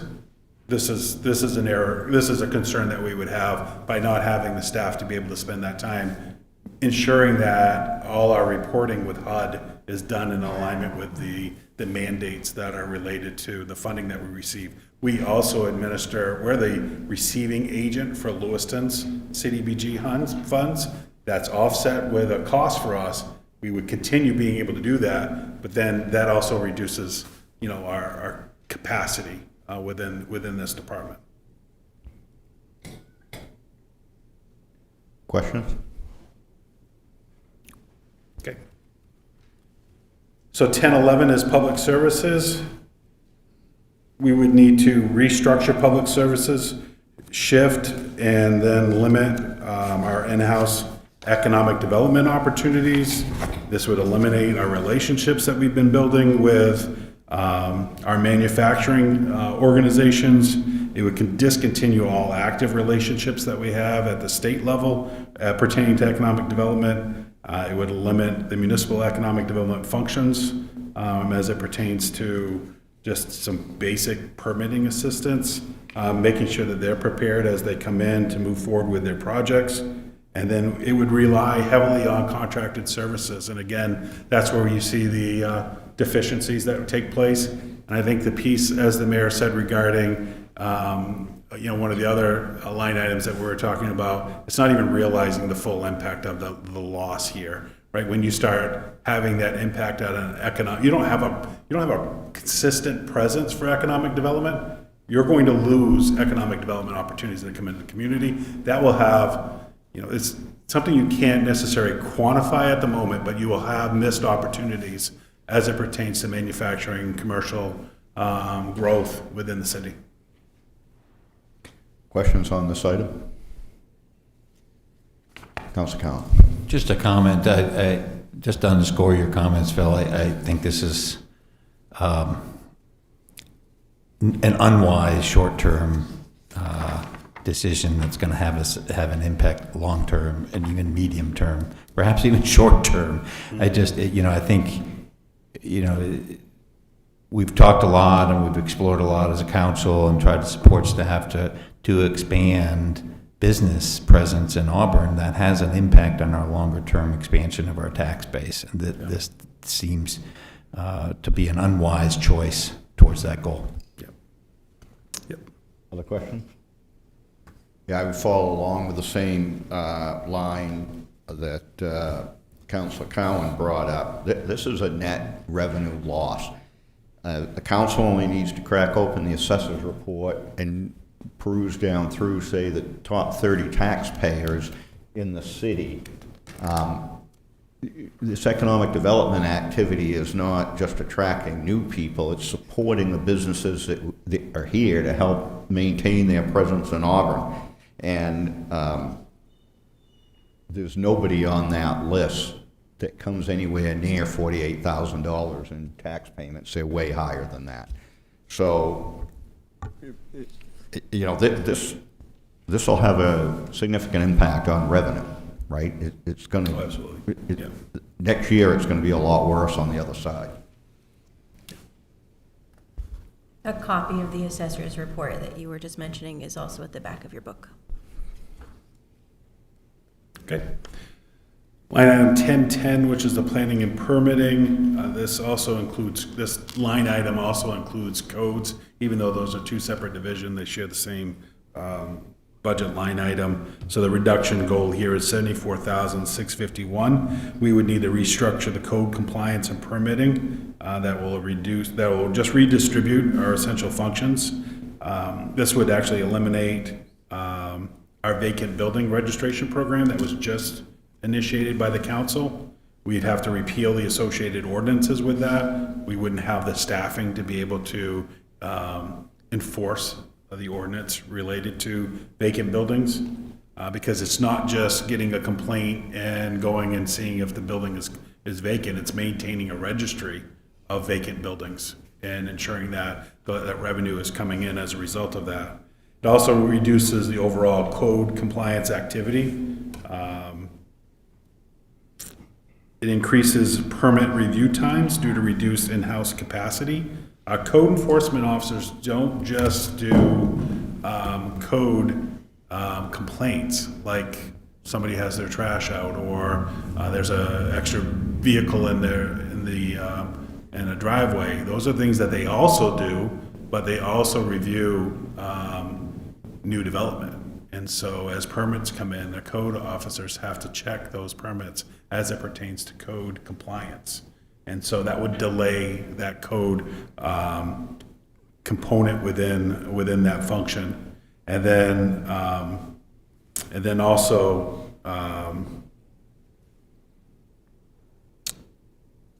we would need to do a real comprehensive review of all of our municipal codes as it pertains to code enforcement. Which one? The worst thing that the city can have, and this is something we've dealt with over the years, and I think we're working on making sure we have the right staffing within code to address this. But one thing that I often share with the council when there's a request for a certain ordinance to go in place that has an enforcement arm to it, do we have the capacity to be able to do that? If we don't, then don't put the ordinance in place, because there's no one that's actually going to take that to that next step and say, yes, we're going to make sure that somebody's complying with that, or if a complaint comes in, because nothing frustrates the public more is, you have this ordinance, why aren't you doing something with it? Mayor and I talked about unregistered vehicles, and those are things that are in the ordinance, but it's just the capacity to be able to go out and do those enforcements becomes really we struggle with it. It's a great thing. We've got we've got a lot of growth happening, a lot of development happening. That means their time is being spent reviewing that. That means their time is also being taken away from doing some of the ordinance enforcement. So we'd have to go through, really do a comprehensive review, strip out the things that, no sense in having that language if you're not actually going to enforce it. It just means that that's going to have a major impact to quality of life. It's going to have a major impact on the vibrancy of some neighborhoods, because that means people will be, what would have been out of compliance is getting, probably a little more out of hand than what you would like to see in a neighborhood if that enforcement arm isn't available. Questions? Councilor Duval. Yeah, can you just detail some of the things that you think would be involved in that last bullet, just stripping? What kinds of things would you strip away? I think it'd be good just to hear some of what that is. Yeah, currently you have regulations regarding junkyards as it pertains to what people can have on their properties. It could be maybe a non-licensed junkyard, or even just somebody's home that's becoming a junkyard. They have a lot of trash. They might have junk vehicles, like I was talking about earlier. There's those items, but then it also has to do with, and I can have Eric come up if I'm missing something here. But there's compliance issues regarding licensing, that even though the licensing is done in the clerk's office, the enforcement of some of those restrictions regarding certain businesses are done in the code office, and also done within each of the other departments, like fire, like police. There's an element to that. So marijuana licensing, there's an inspection that takes place from the code office to go out to ensure that they are meeting our standard within our ordinance. We would have to go through there and say, maybe we don't have these certain standards because we can't enforce it. And so maybe they should come out of the ordinance. And some of it has to do with parking and loading zones, no parking on certain streets. Even though there's an element that's within the police department, some of the violations actually they start at code. Council Walker gave me a photo of an incident this weekend as it pertained to, I think it was a multi-unit building that had their trash on the side of the road, and it had been collected, and it was the weekend. Well, we have an ordinance regarding what you can put on the side of the road. It needs to be in a container. It needs to have a lid on it so that waste isn't being spread throughout the neighborhood. maybe we don't have that ordinance any longer because we can't enforce it. So it's those types of things. Councilor Cowan? Can you also speak a little bit more, the vacant building registration program? I know that there's benefits from the compliance side, but my recollection, there was also solid benefits from a safety perspective for our public safety staff. Yeah, I think, you know, definitely benefit on the safety component. We're ensuring that some of these buildings are secured. We're not needing to go in because somebody is now squatting in some of these places and starting fires in them or whatever else that we had been seeing. The other benefit that we're seeing by the registration program is that the initial outreach that we had done with, I think, we hadn't even completed, I think, half of the city at that point, but we had already had just under 10 locations that they immediately, once they received that notification, they put those buildings up on the market because they didn't want to pay the vacant registry. So yeah, let's go ahead and offload this, where they might have been sitting on it in the past, as far as, well, we'll wait till we need to address it or get it on the market, whatever that might be. So we've seen those benefits. We should be getting another report probably in the by next month, another report of the update on where we are on the registrations. Other questions on this item? Couple observations here to follow up on Councilor Cowan. My recollection is the last report, there were 2 buildings that were inspected and tagged as no entry, that but for the ordinance and but for code enforcement inspecting them, if there had been a fire there or some other emergency, police or fire personnel might have been at risk by entering into those buildings. So the other thing I would say is, in the course of the year, code enforcement's on the top 10 hit list. I get calls every single week, multiple times a week, about quality of life issues related to codes. Lots of things that the manager talked about, business operations that people are undertaking in zones that don't allow business operations, things that seem a little inconsequential until you're living next door to this thing, and we get a lot of calls. The last comment I would make is that reducing permit review times is going to have an absolute effect on forward-looking revenue. You only have to go to any of the meetings regarding housing and development, whether it's on the governmental side or whether it's on the private sector side, and one of the top 5 items that steers developers away from a community is delayed permit review times. So, you know, we can cut the budget and you're going to have decreased revenue going forward because they're going to go someplace else. Yeah, great point. Yeah, when I was talking about the parking, the piece that I left is it's an abandoned vehicle maybe on the side or somebody that's parking an unregistered vehicle on the road and the code needing to deal with that. But Eric, did I miss anything else? If I could just add, when we're able to address abandoned vehicles or junkyards when they're small, they're much easier to get cleaned up before they become more of a problem. And the vacant buildings, one thing that we'll never quantify probably as a revenue that we weren't anticipating is we found nearly 20 vacant buildings that still had a homestead exemption. So the people had moved out, they didn't notify the city, so we're finding these vacant buildings and taking those exemptions away.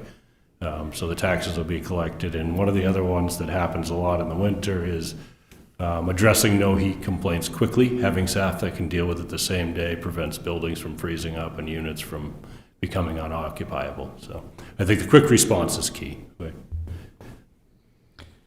Anything else on planning and permitting?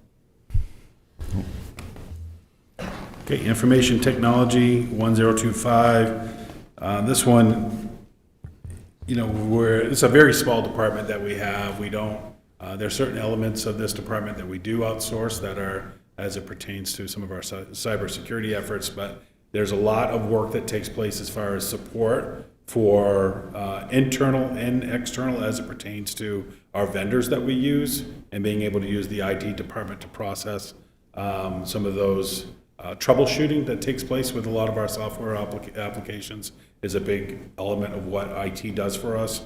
And then whenever we bring a new building, new facility, or changes in facilities online, IT is part of that process, part of that planning for the work that involves on setting up everything from the phones within that facility to wireless access, ensuring that it's secure, all those things. So this actually eliminates our IT support, some of our IT support, but then it also eliminates some of our tools that we have for software programming, like the Open Finance is a good example of a program that we would remove. There was, just in 2026, there was an average of about 30 users for the, oh, thanks, appreciate it, Steve. 30 users for Open Finance. The average time spent on this site was 2 minutes. That's because staff sometimes goes in just to see if, Kelsey or Jill might be going in just to see, is the data transferring over as it's supposed to? And that might be a quick hit to go on to take a look at that. But so it shows that it's also counting staff entering that program. And then we see a bit of a uptick when it comes to budget season. Somebody might want to go to this is the Open Portal Finance button that you see on the website as it pertains to budgeting. So we have a few amount of people that actually access this system, so we'd recommend removing that, and as well as it would impact the Eagle View piece that we have with GIS.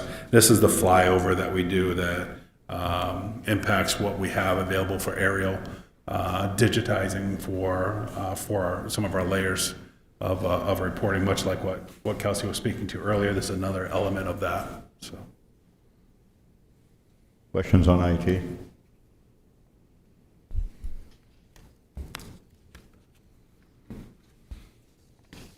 okay.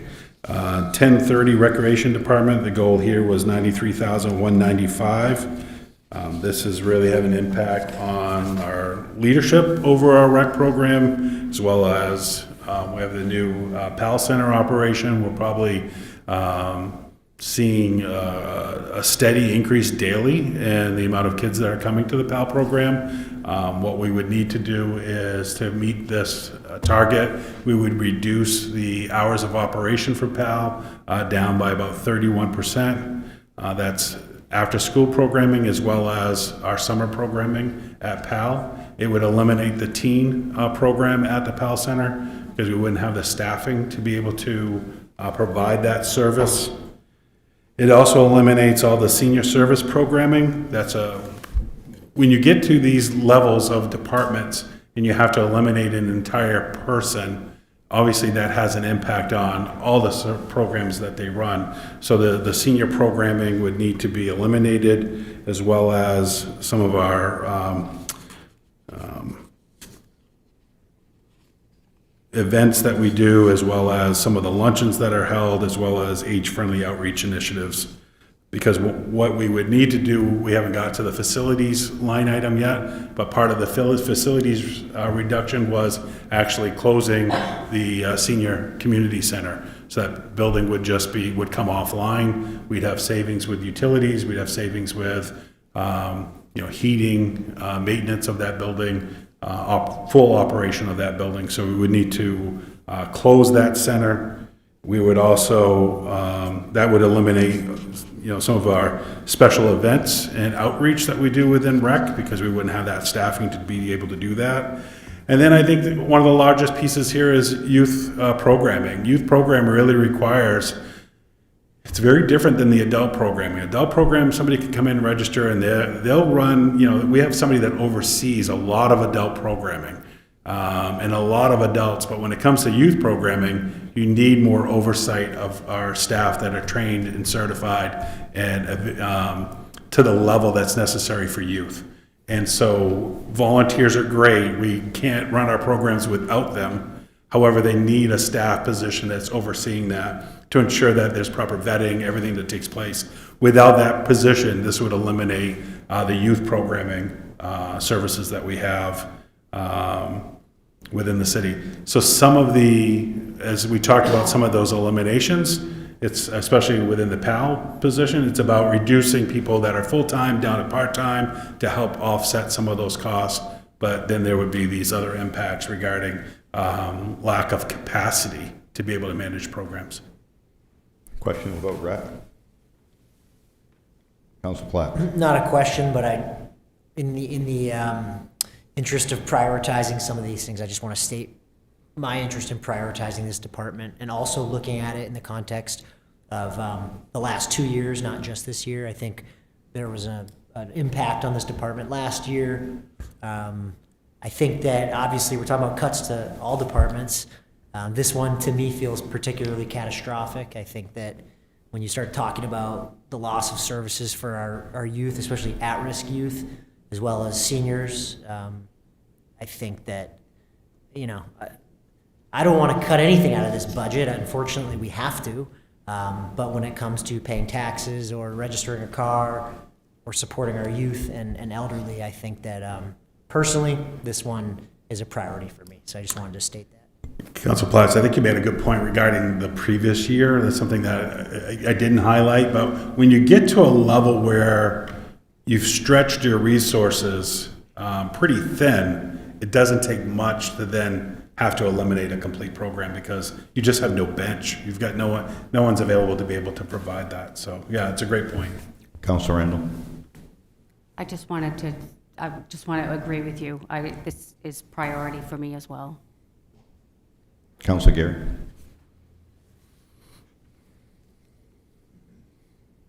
I want to be respectful, so I'm trying to choose my words very carefully. When I was able to participate more at the senior center, the different groups that come in, they took over a lion's share of running the senior center. So I resent the fact of trying to cut services for those that are most vulnerable. When they put on meals and things, the age-friendly did it. They did it pretty much all by themselves. Councilor Walker leads the age-friendly group. I'm a member of the age-friendly group. So I know how hard he's worked his butt off doing a lot of stuff single-handedly. So for us to say, oh, because of budget cuts, we're not going to do this, that's crap. We still should be able to do it. Even if we do cut something somewhere marginal in the rec department, we still should be able to take care of the young folks, the kids, and whatnot. Same as the PAL Center. We knew we would have to have at least a minimum staff to be able to house all the kids that we need to take care of in the neighborhood and run programs. I know it's a tough budget year, but I think we're pulling at the heartstrings, trying to make sure we don't cut this or that. So I resent that fact. Well, Councilor Gary, I would just say that, one of your recommendation was for us to get at 2.5%. So to get to that, you're decimating every department and every program we run in the city. It just would be impossible to be able to do that. When it comes to facilities, I have to be able to keep the facilities operating that are providing life safety measures, right? That's that challenge. So I can't necessarily shut down a fire station 24/7 because there's going to be times when we still need to operate out of there. Although we're going to get to that line item in a minute where we're talking about one station being reduced 50% of the time because of staffing, but I still need to keep that facility open because of emergency priorities. I would agree with you. Our senior volunteer program, we can't provide what they do. We would never have the staffing to be able to do that. I think when you say line share, 100%. When you look at our senior programming that's done with our age-friendly group and some of the different senior programs like for our seniors and some of the other groups, they run their programs, but what I'm talking about is facilities. So I'd have to take a facility offline, and that would be the facility that as we look at prioritizing, what buildings can you close? I can't close Public Works, I can't close some of the other buildings, but when we took and said, there's an equal proportionate reduction in every line item, That's the difference in this process that we did. I didn't say where are our priorities across the board, and I could take more out of one department than the others.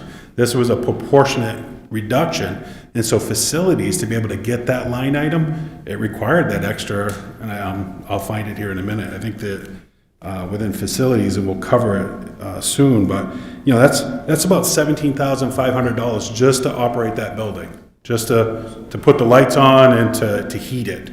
And so to get to that amount, that's what that required.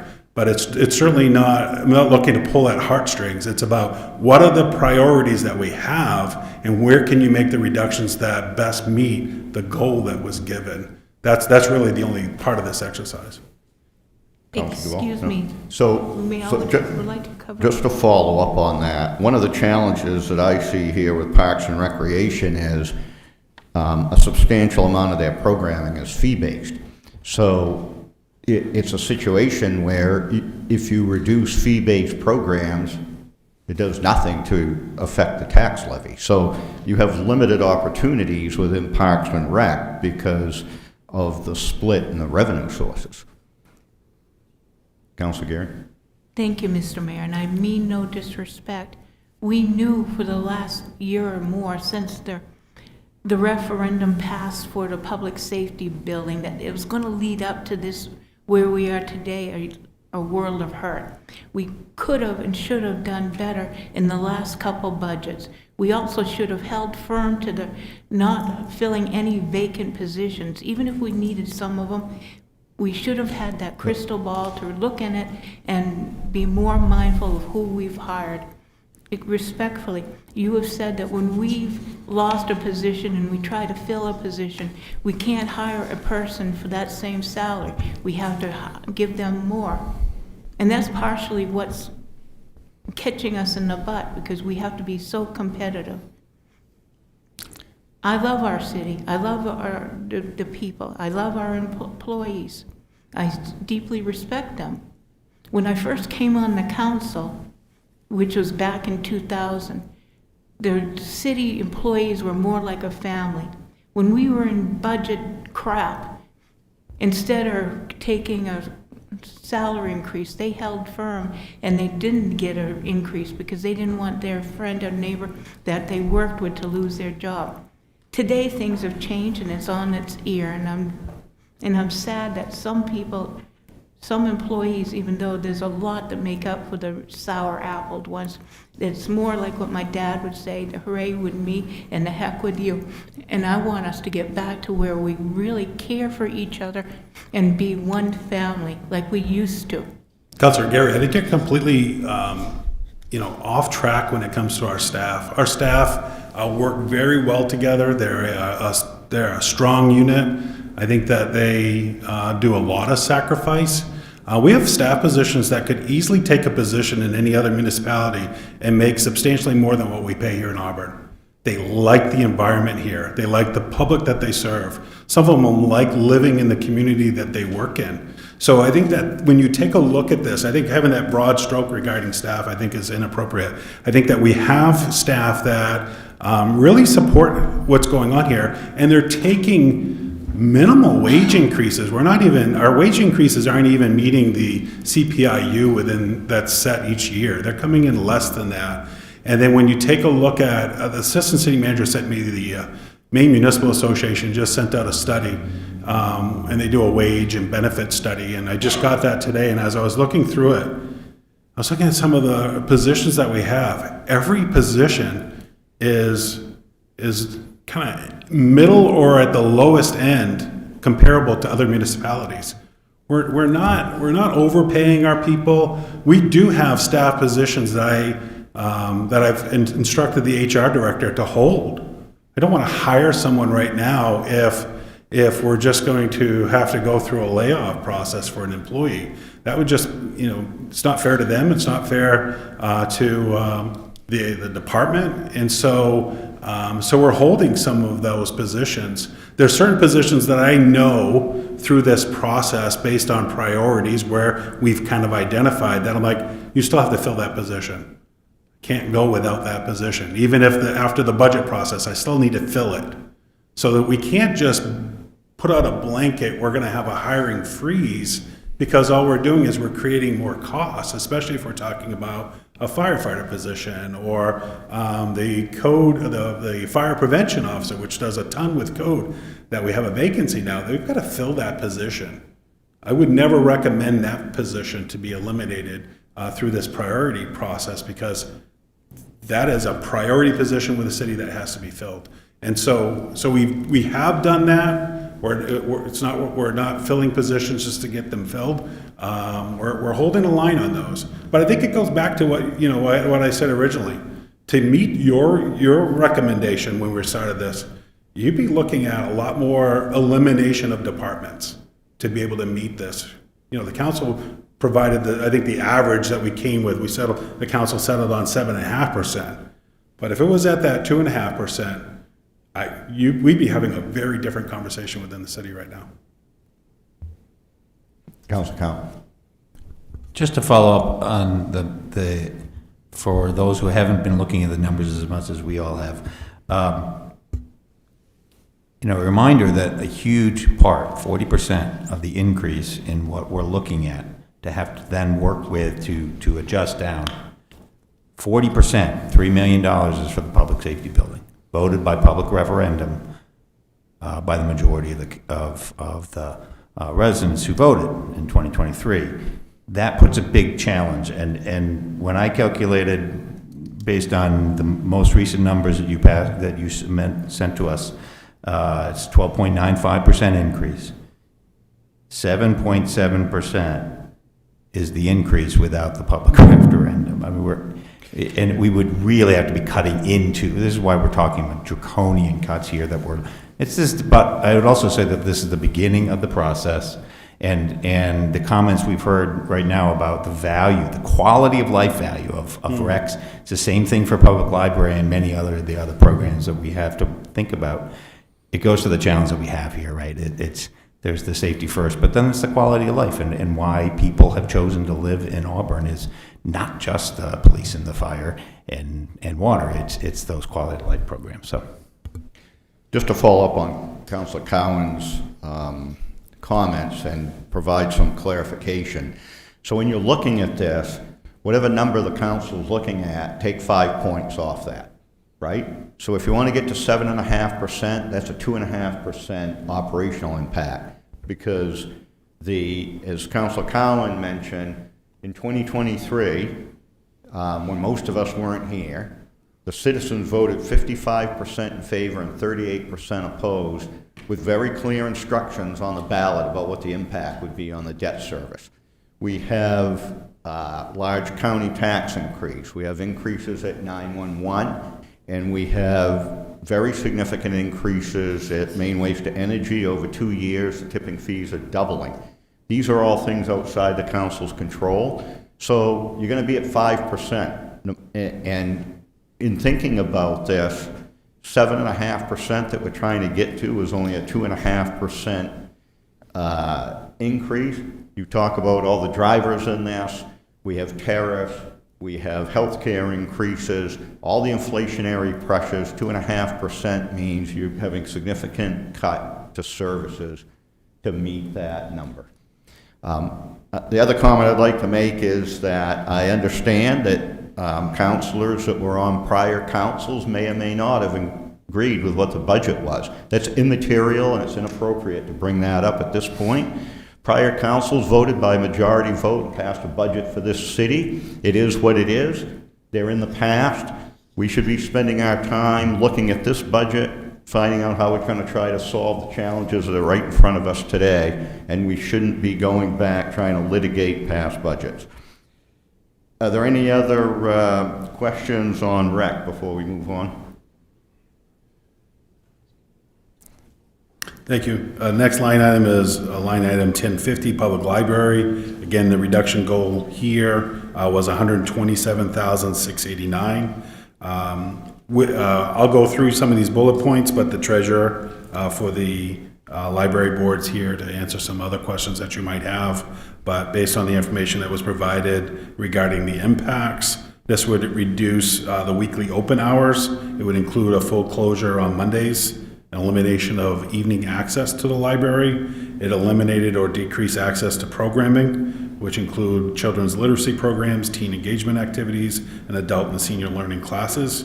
It had a significant reduction in new materials acquisitions, which included books, ebooks, digital media. Obviously, would require longer wait times for interlibrary loans and research assistance, and it reduced the technology support, including some scaled back public computer access and digital support within the library. Questions regarding the library? A couple of quick clarifying questions. What's the hours reduction? I see the treasurer coming forward. She might be able to answer this. So the notes here are closures on Monday and elimination of evening access. What's the hours that were open today, and what would they be after this? We're open 50 hours now, and we'd be open 40 hours. Monday is the only night that we are open till 7. And then the other question I had in the second bullet here, it talks about the elimination of adult and senior learning classes. Could you clarify, are these classes produced by the library staff, or are these classes provided by an outside provider that's using the library space? I believe it's both, but I can get you more information if you like. Yeah, that would be great. Thank you. The ones that we do host, we are providing resources, materials, technical assistance if we're hosting, but we also do some, but I'm just not sure what the ratio is. Yeah, that would be great if you could follow up on that. Councilor Platt? In a similar vein, can you share some examples of the children's literacy programs, teen engagement programs? I have a similar reaction to seeing those things as I do the recreation department. Yeah, I can get you more information. I know Donna Wallace shared some details in her response that may be helpful to you. Yeah. I can give some of your highlights for some of this. So the Monday closure also means the loss of the popular Tiny Toons program. That's for children 5 and under. It also loss of funds for popular programs like the adult wellness programs, which is the Slow-Fo yoga, and also the Auburn Senior Community Center Book Club, and craft programs for children, teens, and adults, as well as access to, the library provides access to parks through park passes. So it eliminates that opportunity to be able to go in and be able to access that. Councilor Butler? Will there be any impact to staffing salaries? Yes, there's a reduction in hours. Full-time staff would go from 40 to 38, and there are 12 full-time staff, and there are 8 part-time staff. They'll go from 18 to 16 hours. We did make a big push this year on wage comparability, and so we are not reducing, we're actually increasing their wages, but we are reducing the hours. Other questions on the library? Thank you. Thanks, Sharon. All right, line item 1015, which is the facilities and energy department. So the reduction goal here, and again, this is one of those line items where there's a lot of fixed costs. So that line item amount was, this is a large department because of utility fees. So when you take the 195,000, this gets to the point that I was sharing with Councilor Gary regarding where could we cut but still be able to maintain the fixed cost. If, for those who remember, over the last couple of years, we've been taking elements out of some of the department budgets and placing them here in facilities. Some of that had to do with building repairs, some of it has to do with fuel costs for the various departments, as well as not just fuel for the building, but also for some of our vehicles as well. And so this eliminates some of our contracted service regarding generator maintenance, also shifts certain complex work onto in-house mechanics that we would normally outsource for some of this work. It also raises our risk of generator failure during critical events. Obviously, when you're going to have a critical event is when the rest of the community is also having a critical event. And so for us not being able to have that immediate emergency response becomes challenging, especially if we need to keep all of our facilities operating to deliver services. It eliminates engineering consulting. This means that we have limited technical enterprise support for some of our complex building issues. When you take a look at just our HVAC systems, this isn't, you just can't go in and just turn a few knobs and get the HVAC system back up and operating. These are very complex systems that require outside resources to be able to make sure that we're maintaining these to the highest level. Also reduces our general municipal property maintenance.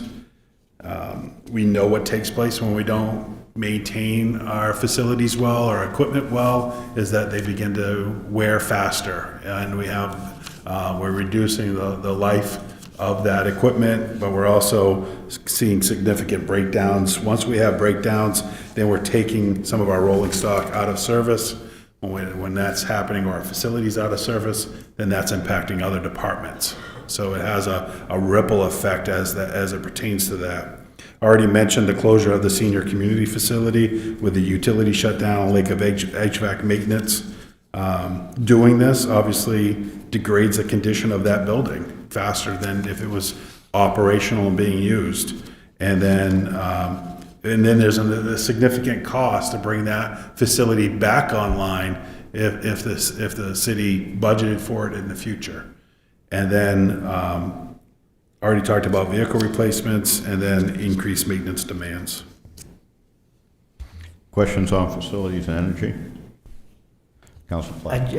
I just thought of a question for the senior community facility. How would that affect polling locations? Do we already know what we would do there, or would we have to study that and figure out what we'd have to take a look at it. You'd have to vote on the new location. We've talked about Norway Savings Bank Arena in the past. We've talked about Hasty. We've talked about several different locations in the past. I think our goal is to keep them out of the schools. That was part of our initiative when we did this. I don't think we want to revert to that. But then we'd have to take a look at, okay, where's that next facility that could be able to handle that type of volume? There's also the potential for consolidating polling locations, but that reduces the number of available places for people to go to vote. kind of seems against spirit of access? Yeah. Other questions on facilities and energy? My concern on this item is you're just pushing cost out into next year and the year after. I mean, we're on the edge on vehicle replacements now. You can go up to the, I mean, some of the council saw this on the tour. There's vehicles parked because there's frames rotted out. There's vehicles that are jacked up with the rear end out of them just sitting there. So this will not only impact services, it's going to get us in a situation similar to what we're in right now with a debt service where people kick the can down the road, and prior councils year after year after year didn't fund capital improvements, and then you get into a crisis, and here we are with the problem we have today because we had no choice but to fix these things. So some of these items in here, I'd like to see a lot more analysis, a cost analysis on this, because very little of this 195,000 is an actual cost savings. It's just a deferral. You're going to get to the out years and you're going to pay a lot more. Yeah, absolutely.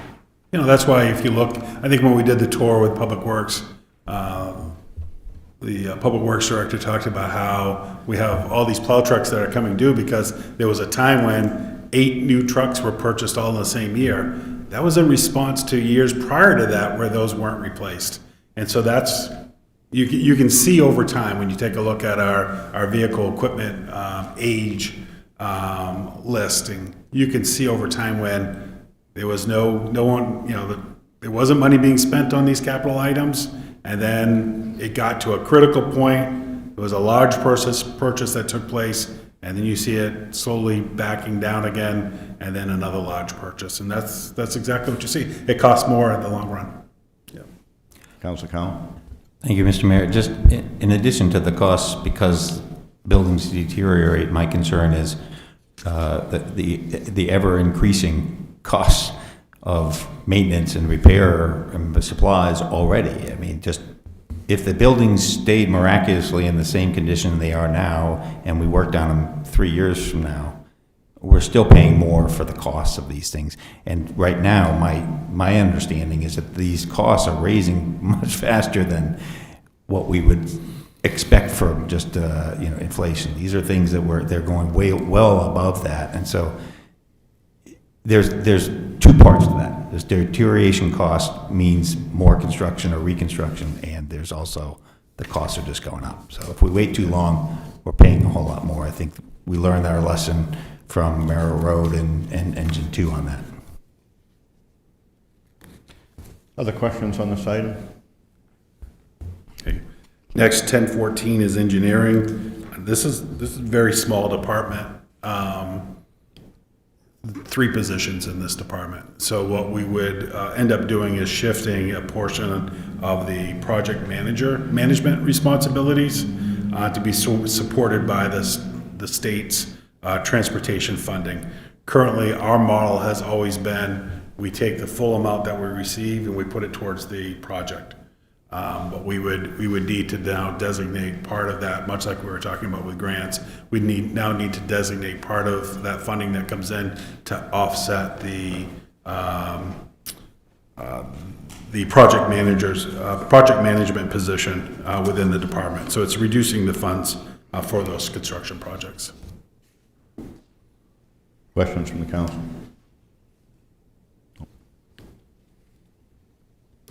Next is 1016, workers' compensation. This is a fixed cost. We're not making any proposal for reductions on this line item.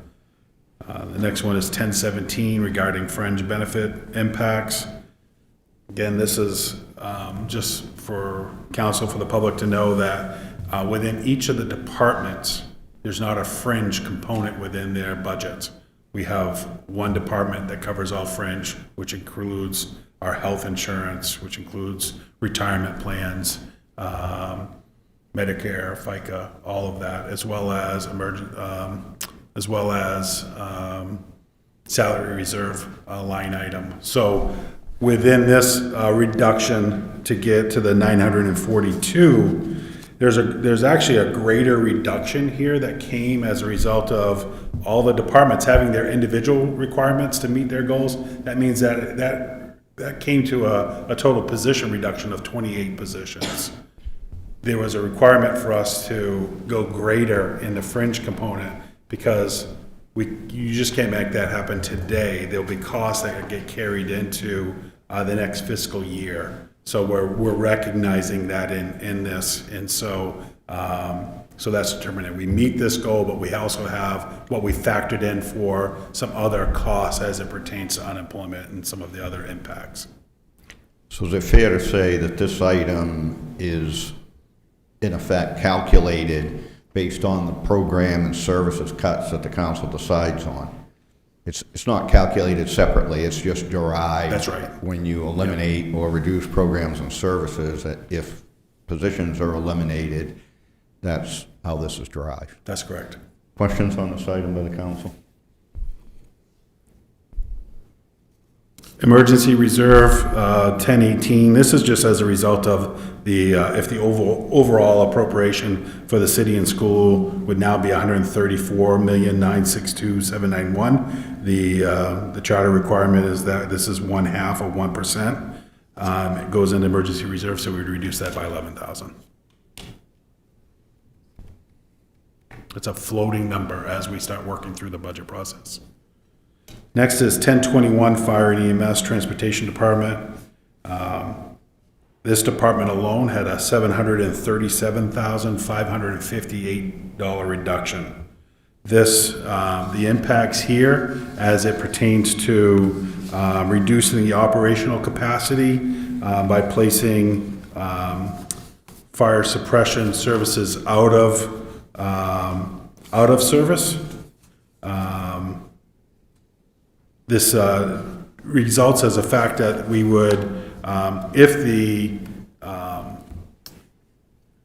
if a fire apparatus was if we were below our minimum staffing within one day operation, each vehicle apparatus requires a certain amount of firefighters to operate that vehicle. If that apparatus does not have the staffing level, that apparatus has to come out of service. The fire department would then, the team within the supervisors would then distribute their staff onto other pieces of apparatus. And so the chief determined that based on, to get to that calculation, we would reduce our, one apparatus would be coming out of service 50% of the time throughout the year to be able to meet that. That's basically eliminating all your overtime costs, because those overtime costs come as a result of us dipping below minimum staffing and needing to hire up so that we don't take an apparatus out of service. So that's the first item. We would obviously delay,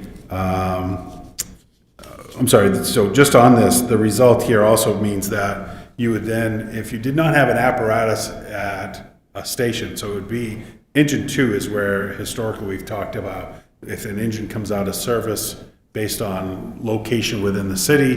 Engine 2, which is on South Main Street, the fire station that we're currently building, that would be closed 50% of the time because there would be no apparatus operating out of that facility. We'd obviously still have facility costs for that building, but we would not have personnel necessarily there 100% of the time. We would delay the schedule for the ambulance remount and then any major EMS equipment. This is shifting.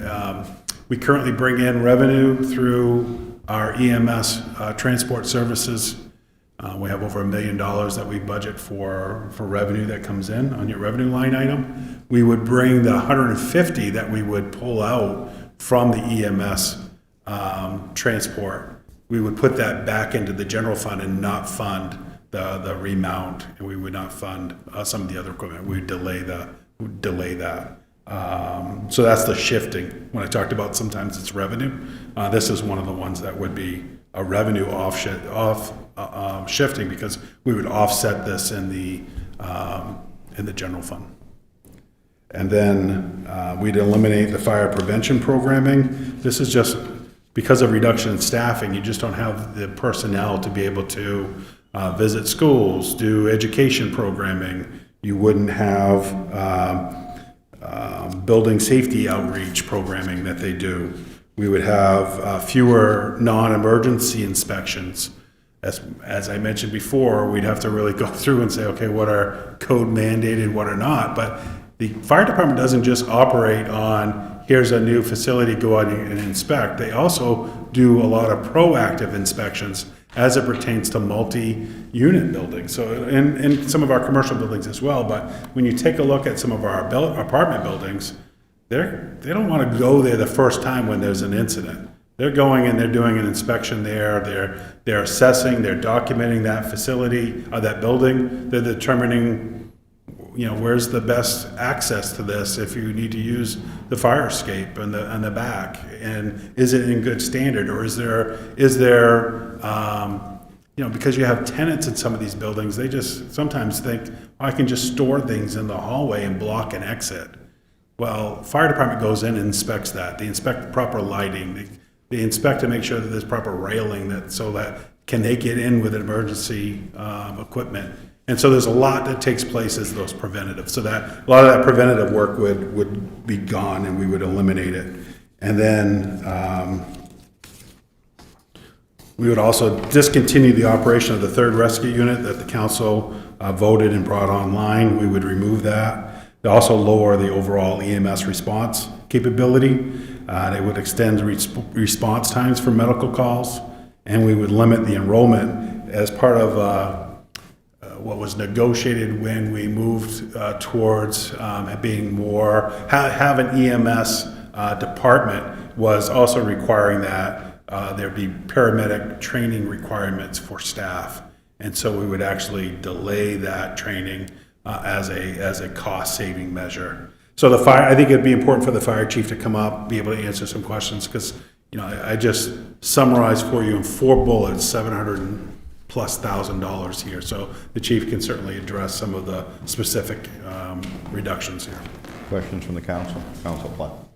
Thank you. Yeah, I'd be curious. I understand what it means to have an engine offline, 50% of the time. I'd like to know what that's going to feel like for a taxpayer. What's that going to mean when a call comes in at a certain time of day? Yeah, there's really, I mean, many effects, but on the major scale, the two major impacts you're going to see. The standard for us to respond to a single family home is to respond, the NFPA standard is to have 17 firefighter minimum at a single family home fire. This reduction in taking an apparatus on us, we currently meet that with our 14 on-duty staff, and we get automatic aid from Lewiston with an engine for 3. We reciprocate that, and we go automatic aid for them for their structure fires. But that's how we meet the minimum standard for fire response. What you're going to see is that we're going to show up with significantly less than the minimum standard, right? We will be arriving with 11, assuming we don't have any other calls at the time, right? And heavily dependent on additional units from further away, Lewiston for potentially 2 engines. That really inhibits our ability to get in, make fast attacks, knock fires down very quickly, keep them before they get to them before they grow, as we develop the appropriate manpower to do more advanced operations. The second piece would be general response time, and that's both for fire and EMS. I ran some numbers earlier today. It's very rare, or it's very often that we have multiple concurrent emergency calls going on. And so, some of those numbers we had, get my sheet out here. Just in the last 6 months of last year, there were 692 occurrences where we had more than one emergency call going on at the time. That equated for, combined, there were about 1,564 incidents just in 6 months where we were already reduced on staffing because we were handling multiple calls at a time. That's 115 times that we were running 3 calls simultaneously, 25 times that we were running 4 calls simultaneously, all the way up until incidents where we had an incident where we had 6 simultaneous calls going on. And so this reduction in staffing not only affects our ability to respond on that initial call and having the right manpower, but it's going to mean that in certain neighborhoods when we don't have an apparatus in place, those response times will go from, a benchmark that we try to hit is around 6 minutes to more like 10 to 11 minutes. That's really important for both fire and EMS. The American Heart Association says that for every minute that CPR is delayed, the chance of survival decreases by 7 to 10%. Right? So minutes count in the job that we do. So it's important that we've really reached some important benchmarks of having resources, the right number of resources stationed around the city to get response times on average, on aggregate to those benchmarks so that we get good effective results. So you're going to see us showing up with less resources and waiting longer for mutual aid, and you're going to see longer response times because we're not going to be located where we traditionally have been to respond quickly to fire and EMS calls. Other questions? Councilor Cowan. Thank you, Mr. Mayor. Chief, following up on the less than desirable idea of having to go to brownouts, could you speak, you just spoke about what that would feel like, appreciate that. Could you speak more to a little bit more on how that impacts the kind of symbiotic networking relationship you have with our other communities, and what their response might be, their reaction might be to us having to reduce?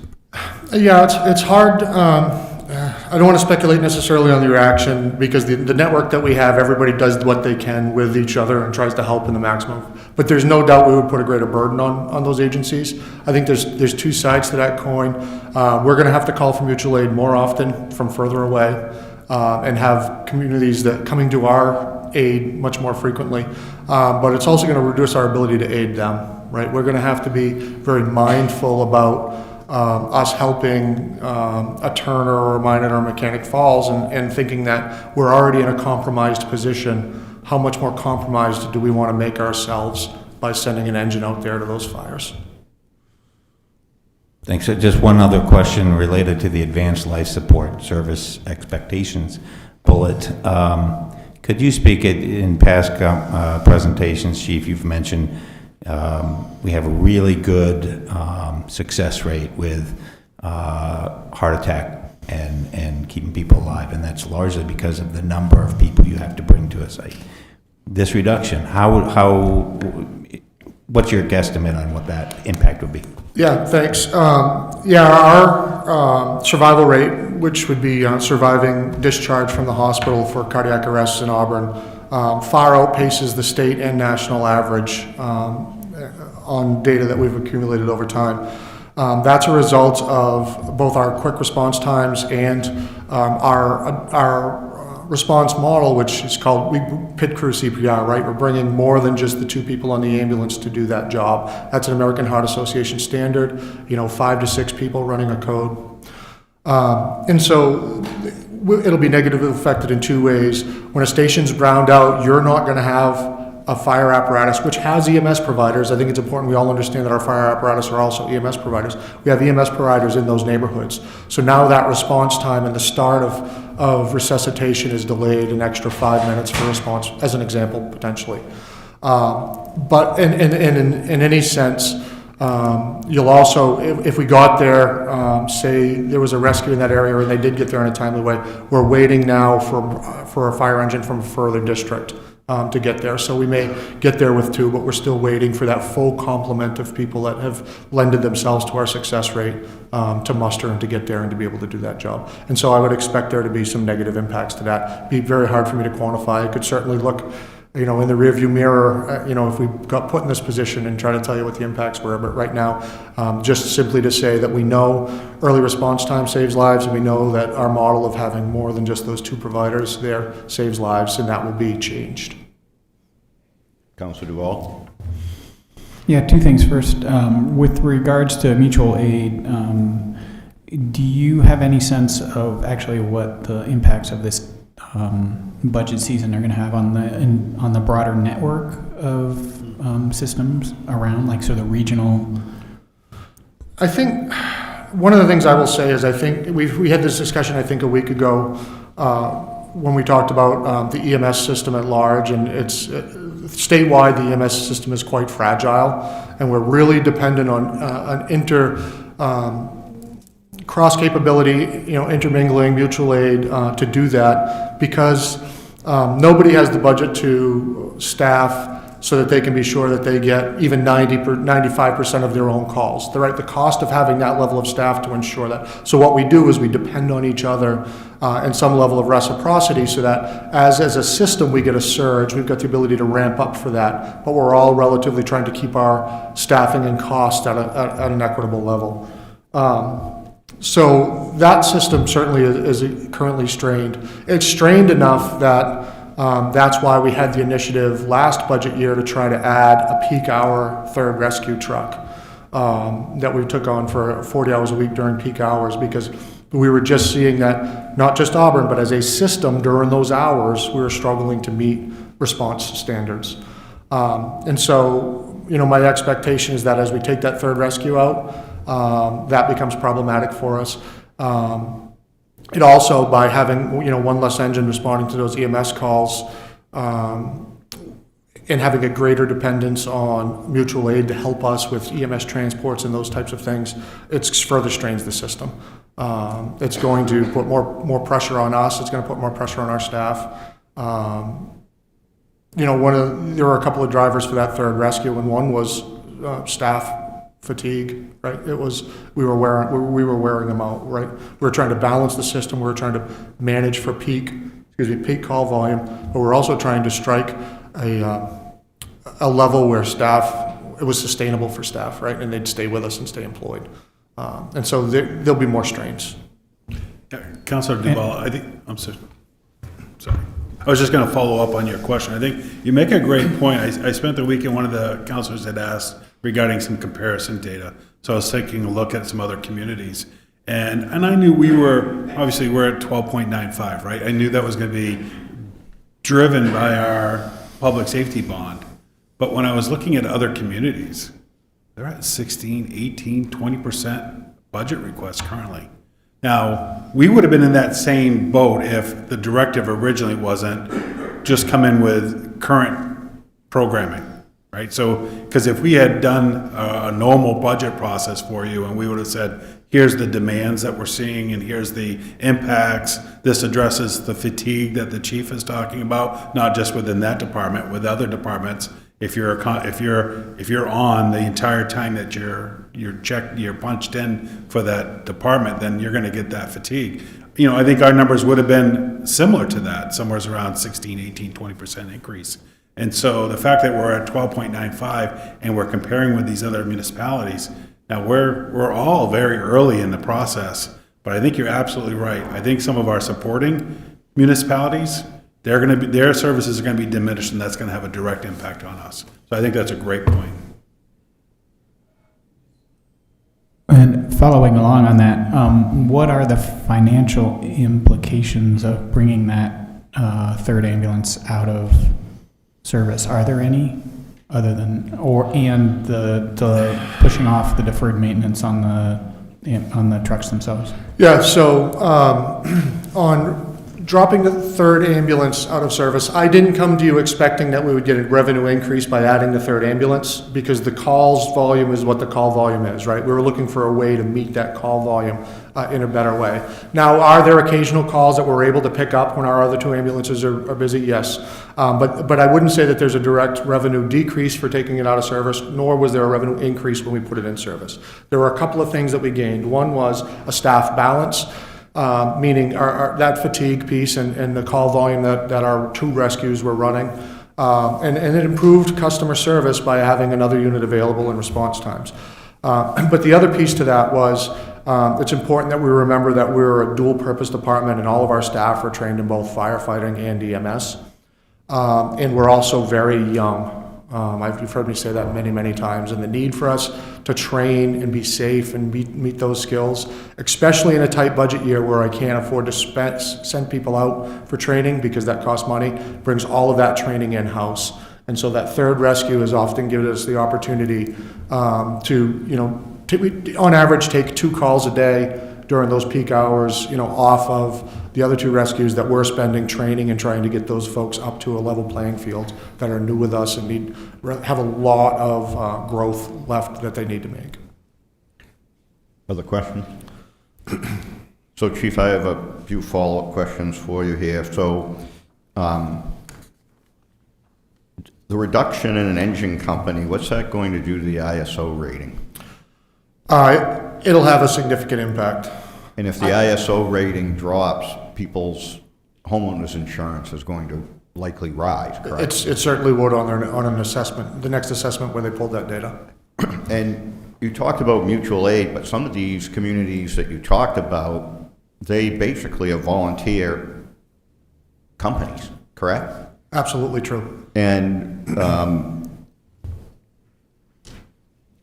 that goes both to firefighters, but mostly to EMS. I think in our last meeting or the one before, you were talking about how we would have to intercede with advanced life support because transporting ambulances inbound, we're only trained at the EMS level, EMT level, and not the paramedic level. So some of these, it's not equal, right? When we're calling for mutual aid for an ambulance company, they very well may be staffed with EMTs and not with people that have the advanced life support training or equipment. Yeah, in a very similar analogy, often there are times in which we may get an engine in support, and for some of these smaller communities, we get somebody that can operate that truck, but may not come with 2 individuals that are qualified to do interior firefighting.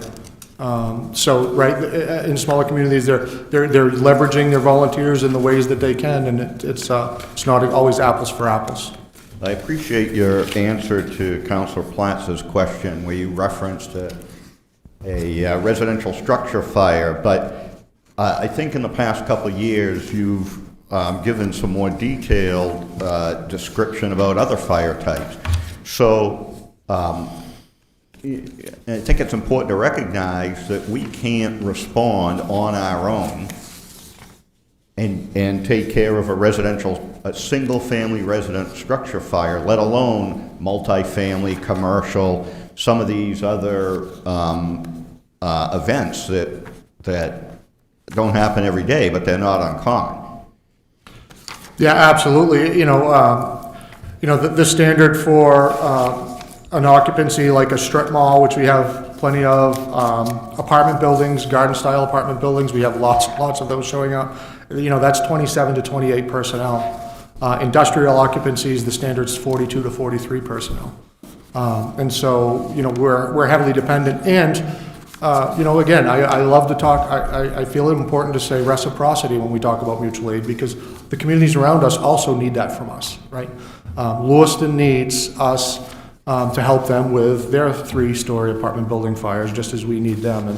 And that really is how the fire service has been formed, because of the financial challenges with it, and that we all have to scale to a point where we can take care of some of our minimum basics.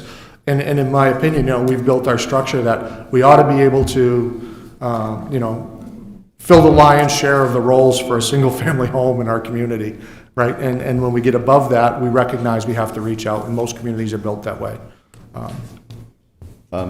Turning to equipment,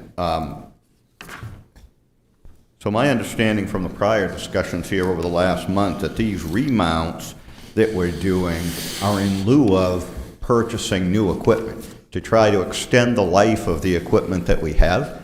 So I think this is like some of my other prior comments about equipment. It's just kicking the can down the road, right? We're going to have more breakdowns, and we're going to get into a position where we can't do a remount because things are too far gone. Yeah, and I apologize, Councilor Duval, you had asked about that piece and I missed it, but thank you for bringing it back up. Yeah, with regard to the remount, so I think for the sake of education, and I think the city manager alluded to it, but in general, what typically happens is when EMS was taken over in Auburn, in an effort to understand its true cost impact, planning for capital for EMS was factored in there, all right? So what happens within my budget is I carry a line item for EMS capital reserve, and it transfers from my budget into a reserve account that we then build and draw down for these EMS capital purchases. And so not necessarily the $225,000 that I had requested is being spent this year, some is, and some is going for part of next year's purchase, right? And it's used as a, so in an effort to try to minimize the browning out with regard to possible ways to get to this 700 and something thousand, one of that was for me to say, hey, can we not do that capital contribution this year, or limit that by 150 to 75,000, reducing it by 150, in a way to reduce the amount of brownouts. But to the mayor's point, what that does, I think it's very possible for us to be able to delay that remount to 1 year, but it's building a cliff for us, because if I don't then restore that capital in next year's budget, which is an automatic $150,000 budget increase before any inflationary factors, right? Then I won't be able to do that remount then either, right? So we're putting it down the road, but it's got to be funded, and it's going to be a shock to that budget when we go back up on that amount. Yeah, and not specific to the fire department, but I think for the council, the way to think about it is a lot of these things that we're talking about are in operational recurring funds.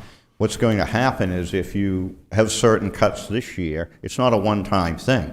If you want to bring it back next year, you've got to spend this money just to get to the prior year before you take on any of the new expenses. Just a couple more. So with the discontinuation of the third rescue on peak hours and the less reliance on engine companies because they've also been reduced, are we going to be in a situation where we're stacking ambulance calls? I get it, you can call somebody, and some of the neighboring towns, Lewiston, they don't have excess capacity any more than we do. Some of the neighboring towns have on-duty EMS folks, but a lot of these are volunteers. So given the rapidly increasing volume we've had over the last 4 or 5 years in medical calls, what's that going to look like? Are we going to be having someone call and we say, hey, when the ambulance clears the hospital with the call we're on now, we'll head your way? That's exactly where we will be. And this is part of what we were trying to get ahead of with staffing the third ambulance, especially during those peak hours, was us having multiple calls going on at the same time, having to call in other agencies. We often will hear on the radio instances in which both, during non-peak hours, both of our ambulances are on emergency calls. We'll be notified that we have another emergency call and we're calling for mutual aid. Sometimes that's coming from, say, Turner. And we will be able to finish one of our ambulances will be able to finish the EMS call that they're on, deliver that patient to the hospital. Now, they try to expedite, right, because they know they've got a call waiting, and then get back and do that pending call even before we're getting a unit from Turner, right? Because we can, those patients might have waited 15 to 20 minutes without any EMS service while we were trying to roll that call.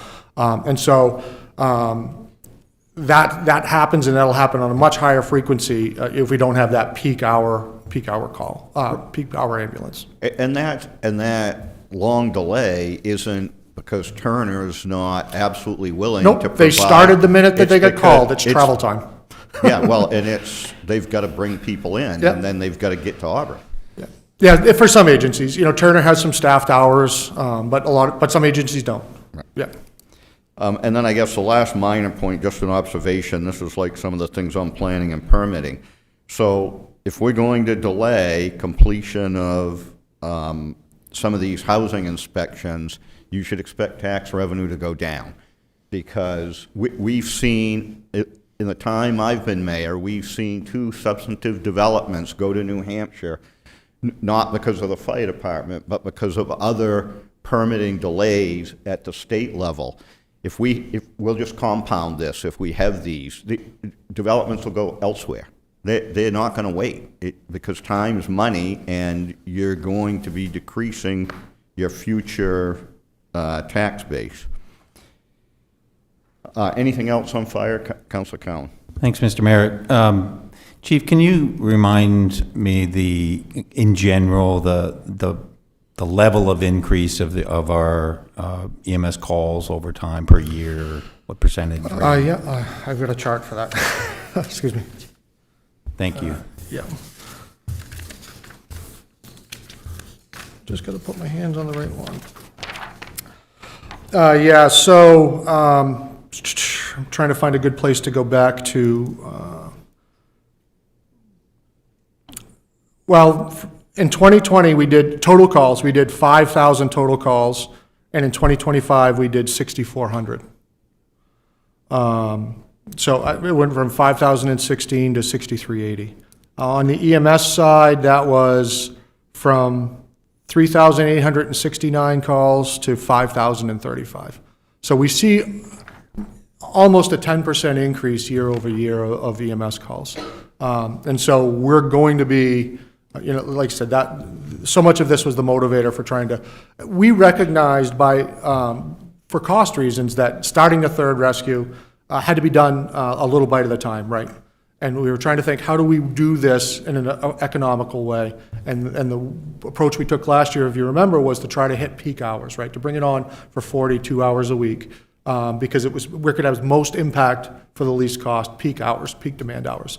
Those daytime hours also are the most beneficial time for us to use extra time for training and those types of things. But certainly that growth in call volume is a driver for us to need to do it. And it's got to continue one way or another. It's actually kind of coincidental, but the Maine Fire Chief's email listserv, they started circulating an email today asking for the total volume of calls that each ambulance unit was running across the state. And so chiefs have been chiming in for this. And it's not a full data set, but today there were responses from many, many fire-based EMS agencies. There was only one, Portland Fire, whose ambulances were busier than ours. Portland Fire was the only one whose ambulances were busier than ours. Our ambulances far outpace on-call volume any other fire-based EMS agency in the calls that they're doing. Can you remind folks the number of engine companies, or for lack of a better term, fire trucks that we have? Because when I talk to people in the community, I have people all the time that think we have 8, 10, 12 fire trucks in the city of Auburn. Sure. Yeah, so we staff 2 fire engines. There's a fire engine located on Center Street, and there's a fire engine located in South Auburn. I'm sorry.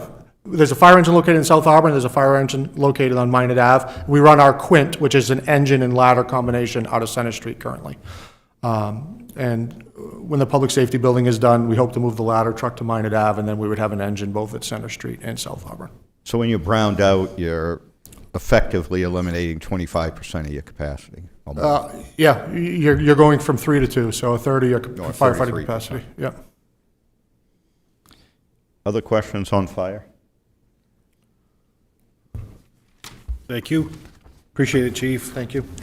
Next department, we're going to spend a little bit more time on fire, police, and public works because they're making up over 50% of your reduction here of your $4.5 million. So I'll ask the police chief to come up. I'll hit the highlights, and I'll certainly answer any other questions you have. But to meet the reduction goal of $605,360, this eliminates the school resource officer program, which would end the on-site student support, as well as immediate emergency response capacity within the schools. It also eliminates the PACE unit, which includes the community policing initiatives, traffic enforcement, other neighborhood engagement programming, reduces the investigative capacity within our detective bureau, discontinues our participation within our human trafficking task force, eliminates our state and national accreditation programs, reduces the proactive policing, including traffic enforcement, community outreach. We will have a minimum staffing level, which increases liability risks to officers in the community. When I say minimum staffing level, you're probably going down, probably back, and the chief would probably be able to weigh in on this, probably 1980s staffing level. That's probably where we would be at, even though we're probably seeing probably upwards of 60-70% of the call volume increase since that time, but we'd be back to a minimum staffing level of the 80s, if even that, might even be before that. We'd have a longer call for service response times due to reduced operational readiness, and then increased reliance on reactive policing rather than any preventative efforts. But we can certainly answer questions you might have. Questions on police? Council Cowan. Thanks, Mr. Mayor. Chief, I would appreciate your comments. I got some great responses, but the SRO, the school resource officer, that the preventive and longer term, the impacts that we're having, and just sort of welcome your thoughts on that elimination. So, the school resource officer, that officer is embedded in our school environment. They're there daily. They've worked to establish relationships with staff, students, and families, and they're often a trusted adult that the students can go to when it comes to reporting issues of self-harm, abuse, exploitation. The SRO is also there as the first line officer there when it comes to dealing with public safety issues within the school, whether it be fights, weapons complaints, threats, or whatnot. So that SRO is a critical part of the school environment. Speaking as a former SRO, I can explain firsthand that the SRO is a vital part of the school environment. And to reduce that program, you are opening the kids up for vulnerabilities, plain and simple. And Counselor, to coin your term of draconian cuts, the city manager is right. We're going back to staffing levels we haven't seen since the 1980s.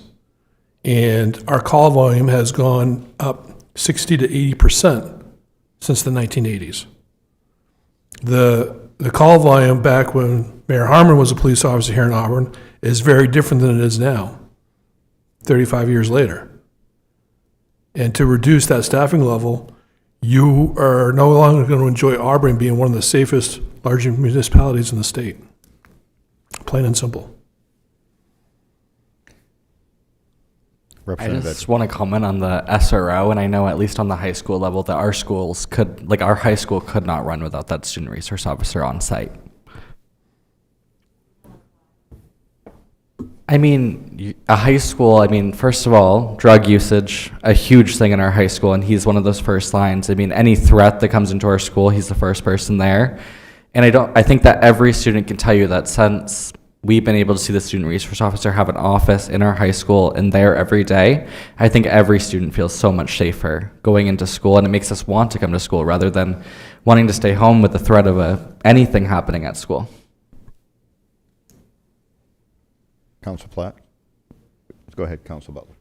Could you speak to the impact to any of the behavioral health or emotional health calls that your team is working on? Certainly.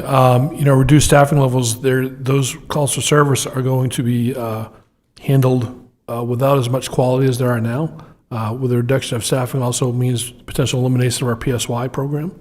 And the mental health system in our state is broken. And it's now up to the municipalities and the police department to try to handle some of that. And we don't have the resources to be able to adequately handle those mental health calls. As our group homes within the city continue to rise, and we currently have about 58 group homes in the city that we are dealing with on a daily basis because the staff is inadequately trained. And at the first sign of any issues with a resident or a client, their first call is to the police department. So we don't have the staffing levels now to be able to adequately handle it, and to reduce those levels even further, the mental health issues within the city are going to continue to rise and go unabated. Council Platt. Thank you. It's pretty clear to me the operational impact of this budget cut, and plain and simple, it would suck for the department. What I'd like to hear more about is what type of impact does something like this have on the morale of your staff? It's going to drive it through the floor. Yeah, I mean, because, could you talk a little bit more about retention and? Well, I know we've done very well with our retention efforts and our recruitment over the last 4 to 5 years, and we've made significant changes in our training programs, our retention efforts, career development opportunities for officers with different career tracks and whatnot. By this budget reduction would decimate our retention efforts and our recruitment efforts, and it's going to reduce our training, and morale is going to plummet, point blank. And we will have a mass exit of officers that can go to other places and receive better training and better equipment because of it. Other questions? Council Collins. Thank you. Follow-up to that, what's the general cost, onboarding costs? For a brand-new police officer, that onboarding cost is about $100,000. To get them fully trained on their own clear field training, it's about $100,000 between training and equipment. That does not include the overtime backfilling for that position, though. So that add to that number for the overtime cost. What's the lead time? Lead time is close to a year. By the time we get somebody through the selection process, hired, trained, and clear field training, it's just about a year. Other questions, please? So I have a few questions, Chief. So turning to some of these investigative issues, the Human Trafficking Task Force, these are quite complex, time-consuming investigations. Mm-hmm. That's correct? That's correct. And would it be fair to say that the Auburn Police Department, even without these budget cuts, probably could not take on those cases given the complexity of themselves, and that's why we participated with the task force? Correct, because we have a detective that works part-time with that task force, and every case that he works has some type of Auburn connection to it. City manager sent you one that happened this last month or so where an former Auburn resident was producing child pornography and exploiting hundreds of children. Had an Auburn connection. So by reducing staffing levels, we need to pull back from these task forces to focus on our core services. So those federal resources are going to go away, and we're not going to have access to them. And could you explain a little bit for the public the difference between the patrol division and the investigative division, and the actual limited amount of criminal investigation that goes on in the patrol division because of the call volume and the way cases are triaged already in the detective division? Sure. So the police officers, they're that initial point of contact in any type of case. They'll go, they'll do a basic investigation, they'll collect it, they'll collect the information, they're going to review that with their supervisor, say, you know what, you don't have the time to be able to fully investigate this given the complexity of what that case might be. Then that case would then go to the detective division, We currently have 5 detectives in that division. And so the supervisors will then prioritize those cases, kind of triage them, and looking at the most severe, what has the biggest victim impact or severity of the violence of the crime, those get a higher priority. And some of those property crimes, burglaries, theft from motor vehicles, those get put to the side to focus on those higher violent cases. And reducing staffing levels, you're going to get an officer that's going to come there, get the basic information, not even have time to look at it. It goes to the detectives, and the detective's going to be overwhelmed with the amount of cases coming in that haven't been properly triaged, and it's a domino effect. It's going to reduce the quality of our investigations, it's going to increase the crime rate, and it's going to reduce our clearance rate as well. And can you talk a little bit about pace and the proactive patrol? The reason I raise this, as I mentioned earlier, about code enforcement. So in the last 2 years, the #1 complaint that I get every week, multiple calls every week, is about traffic safety. And given the call volume we have, there's very limited opportunity for patrol officers on some of these shifts to engage in that work, right? Correct. And if we eliminated this, in effect, we've made some progress, right? It would be great if we could do more. With these cuts, in effect, we would be eliminating traffic safety activities. Correct. In the last 2 years, the PACE has been in existence. Our traffic enforcement efforts have gone up over 200%. And you look at PACE, PACE is a dedicated, specialized, proactive function. Their traffic work is focused, it's sustained, it's intentional, and it's doing targeted enforcement, direct patrols, crash reduction activities, dealing with specific neighborhood complaints, quality of life policing, and high visibility traffic enforcement. If you remove that, then that proactivity goes away, and the police department becomes much more reactive. And the more reactive that we are, the less effective that we are. So by having the PACE there to have that specialized enforcement, we're actually reducing calls for service because we're reducing the number of accidents that are happening throughout the city, and we're reducing that workload for the patrol division. And the last thing I wanted to ask about is Chief Chase talked a lot about the fire service's reliance on mutual aid. And while police agencies will help each other out, the type of network that he described doesn't really exist in the police world, right? If you have all the officers, if we reduce this, and let's say we only have 3 officers working and they're all on calls, unless it's some dire emergency, they're just going to stack these calls at the 911 center, and somebody will get to it when they get to it, right? Yes. Nobody's coming from the sheriff's office or the state police or from Mechanic Falls PD to cover these calls for the Auburn PD. Yeah, they're going to stack unless it's a very violent, high-risk call that officers might be able to break away from what they're currently dealing with, or that's when we rely on our mutual aid partners. We have mutual aid agreements with the Sheriff's Department, with Lewis, and with Mechanic Falls to come in and assist us with those. And a couple times a year, they do actually come in and help us with those types of calls when that call volume is that great, and we do the same thing for them. Those instances are few and far between, thankfully, but response times are going to increase. Calls for service are going to be stacked, and the quick response time that we currently enjoy will no longer be a factor in that. Councilor Cowan. Thanks, Mr. Mayor. Chief, I wanted to ask you a few questions about the accreditation. Appreciate all the feedback provided to me about those, but just so it's heard by all. Right now, we get a 25% discount on police liability insurance due to accreditation. Correct. It's about a little $10,333. Could you speak more beyond that?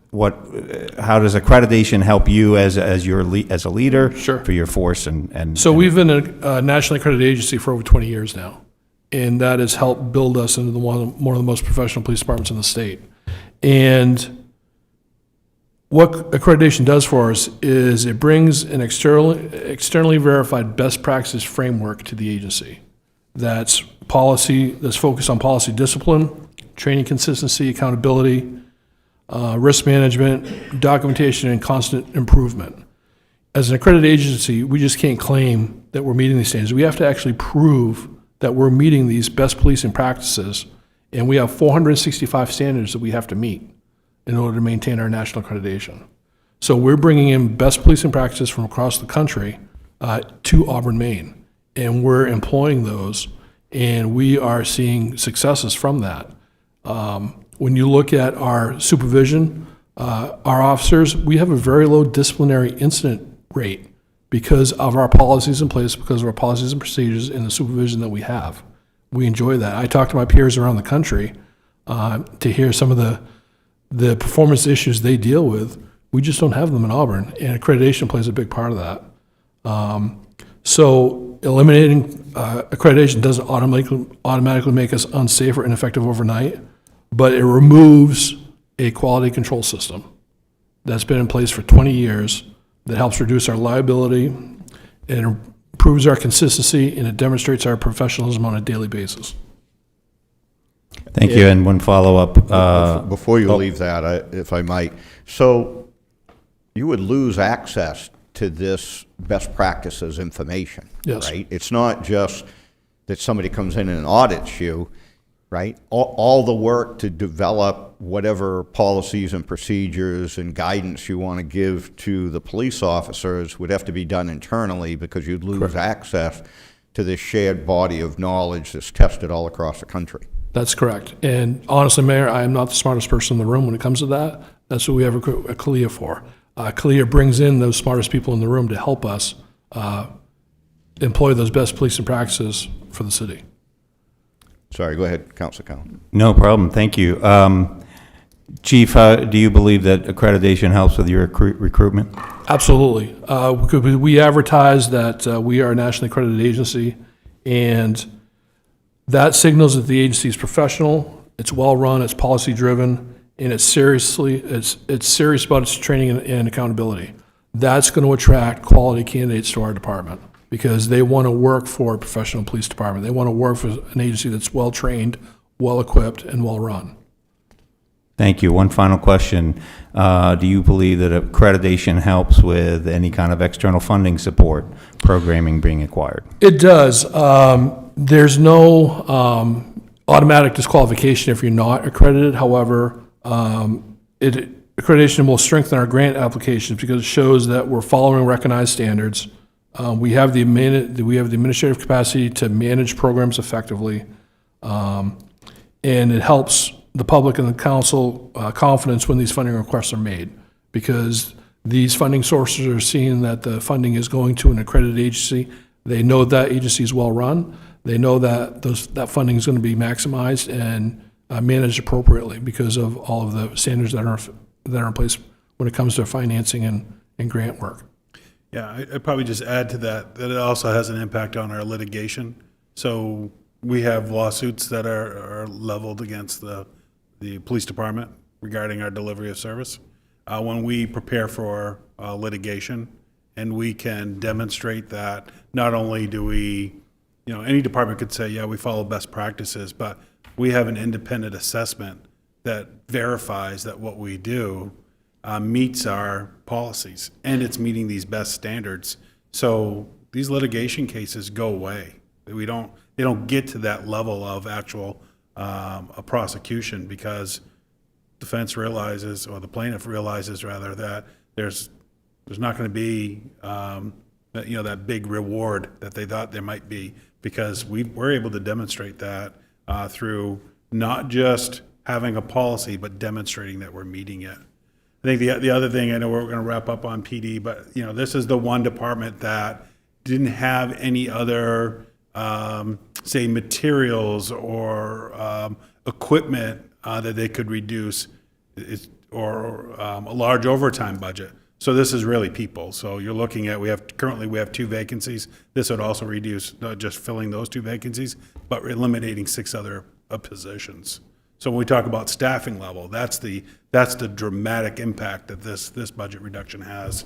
Out of a current 60? Is that it? 54. 54. So that would reduce it to 46. Again, 1980 staffing levels. You currently have one frozen position. It was 55 as their authorized sworn. You have one frozen.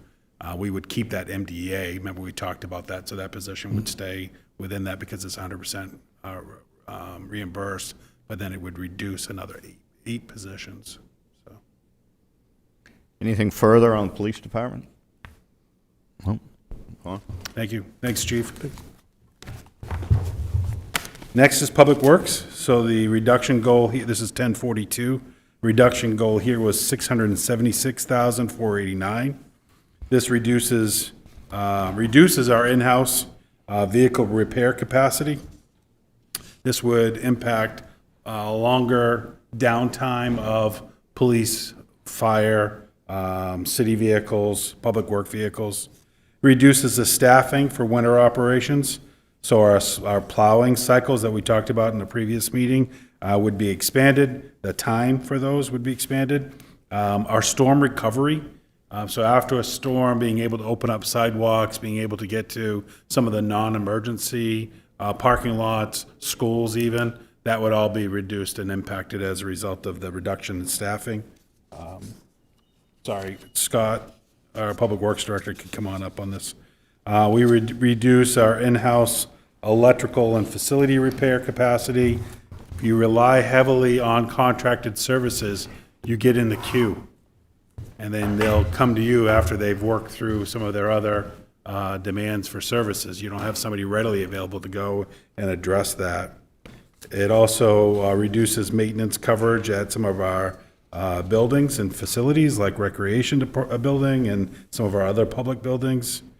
The library, where we also provide maintenance services. It results in a slower issue response, reduced cleanliness, eliminates our internal inventory, small engine repair, maintaining all of the, every small piece of equipment that the Public Works has for vehicle repair, everything else. All that inventory has to be maintained. It eliminates the ability to be able to do that. So that means we're less on hand, more calling in and getting pieces of equipment for repairs. We wouldn't necessarily have that readily available for us. So that delays field operations because Scott has somebody that can roll right out to a scene, quickly repair whatever piece of equipment might be down, so then operations can continue and not having to bring that entire crew back in for an equipment malfunction. And then this impacts our supervisory ability to get to these levels. It actually reduces supervision. And so we would expand rather the span of control for the capacity for the not only supervisor but operations managers. It would expand their capacity of overseeing, especially during critical events like snowstorms and other critical incidents. It eliminates the capacity for supplemental road projects. These are going to slow our road improvements. It also will degrade our roads faster as a result of not being able to maintain and repair. If we're not sealing some of these, if we're not addressing some of these needs, it's going to impact and it's going to increase our road replacement. Culvert replacements, those are on a schedule. We try to, Scott tries to schedule those the best he can with the capacity that he has, but if he has less staff, those don't get replaced as frequently. That has an impact on citizens because a lot of these culverts has a result of their driveways. So that means they don't have access to their homes. It reduces materials and contracted services for parks, our open spaces, tree removal, especially any that are non-emergency, slower hazard removals. Think about debris, equipment in roads, all kinds of things that we come across that PW has to go out and take care of. So it delays any improvements along those lines. It eliminates the capacity for long-term infrastructure planning, asset management, because there wouldn't be someone in that position to be able to handle that, reduces forecasting, and increase the risk of unexpected failures. somebody's not monitoring that, maintaining that, then there's some equipment that you don't use until it's a critical emergency. And when that happens, it's no longer available. And then reduces the oversight of contractors. We outsource a lot of work. If we don't have somebody overseeing that, then sometimes we're just throwing money away because somebody's not checking to make sure it's done either appropriately or to our standard that we expect within the contract. So it creates more delays. Scott will certainly answer any further questions you might have. Questions about Public Work? Councilor Duval? Yeah, so, all the things about deferred maintenance and just pushing things down the road apply, I assume. Can you talk a little bit about what level of call increase you see when you have longer plowing cycle times and things like that? Yeah, I mean, it varies. I mean, this last storm that we had at least 3 or 4 calls that we hadn't been through and plowed. And of course, with the GPS in the trucks, I can tell, but with that type of snow, we had, I don't know, there was 2 or 3 that didn't even think we had plowed it, and we'd been through there a couple times. Sorry, I meant accidents. Like, so what are the impacts of that sort of thing on police and fire because the road conditions are worse and therefore we have higher call volumes in other places? Yeah, absolutely. A perfect road that comes to mind is Riverside Drive. If we don't stay on that road, the way it's broke down and pitched and everything else, that road has accidents on it all the time. People can't stay on it. If we reduce, that's one road that would probably get reduced, especially down on the south end. The hills, Beach Hill was one last time. I mean, we'd already gone over that a couple times, but hills require more maintenance and, it would make accidents there. It would delay police and fire. I mean, you know what? We're on top of it. They could always call us if we had to and send one that way if we knew something was going on. We certainly would, especially if it was a structure fire or something and they needed sand to keep the area safe for them. But it would definitely delay it. I would just add that their level of being able to maintain those roads now does not really require, unless it's a major storm, to peel off from their route to go and address that emergency response. But if they're peeling off from their route, now you've just taken the whole system and you've kind of eliminated that system. So now to get back on that route and back on that timing really reduces that. I think one thing that Scott does, we check as a management team, we have a scorecard on different departments that we check on weekly. One of those has to do with open work orders and closed work orders. And a lot of those work orders are driven by the public. And they impact some of those emergency responses in the future if they're not addressing them when those emergency work orders come in. And so that certainly has an impact on that as well. Definitely. Councilor Cowan. Thank you, Mr. Mayor. Scott, the reduced staffing, winter operations, slower plowing cycles, could you provide a little bit more in terms of what you would anticipate? Are we talking double the time, or not quite so much, or does it more zones so that you can vary that? What are you, at this point in time, so what were you thinking? Everything we do is tied to our winter operations. Even though we're a 4-season, all our employees have to pitch in on the winter operations side of things. Losing these positions would more than likely have a truck parked, on one shift. The way we work it right now is that we have 2 people on the truck. They work no more than 16 hours. So there might be first and second, and then another driver comes in on third. If we lose the amount of people in this reduction, trucks would be parked on shifts and not get plowed at all. We don't, as it is right now, we have just enough people to put in the trucks and make them go. If a truck breaks down or we have somebody sick or whatever, we have to park trucks on some of these shifts. So it would impact several. All right, thank you. And this, like a couple other departments, I look at this reduction goal and I don't really see that's a true cost savings, because you've done a lot of work to bring services in-house, mechanical services, guesstimate ballpark. I mean, are we talking, how much savings are we really talking about? Do you have a sense of that? Oh, boy. Is it half? Is it? Yeah, I would say half. I mean, I could have to go back and look at it a little more, but it really, it's really going to impact us. Mechanic-wise, we can send trucks out, but no guarantee they're going to get in there. And how long is it going to take? They don't prioritize us because we're a plow truck. Sometimes a fire truck maybe, but we've had to send those out, so that's going to delay them and park equipment. I don't know, Adam, if you got anything to add to that? Some of the problem too is some of our vendors are having the same issues we're having as far as like hiring mechanics with specialized skills. You know what I mean? So they're trying to work through that themselves, and these new trucks and equipment are all more computerized than ever, and some of these dealers are holding on to that diagnostic equipment and not releasing that to municipalities or the customer to be able to diagnose themselves. It has to go right to the dealer. And sometimes most of the time there's at least a 2 to 3 week lead time on when you send your truck there before they even look at it. Then figure out what the issue is before you can get it back. And we've discussed a lot of the cost savings when we've spoken about actual numbers, right? When we've brought some of these things in-house, we talked about those at the time. And the reason they were brought in-house is because of the cost savings.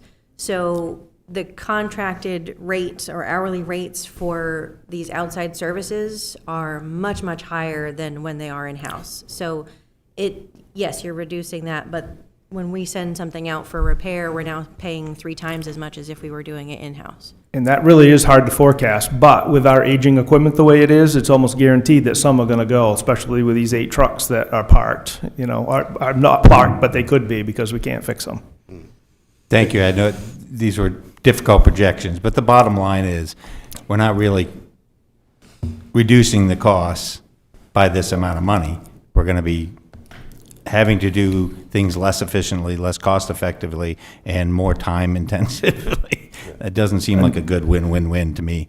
Another perfect example is striping.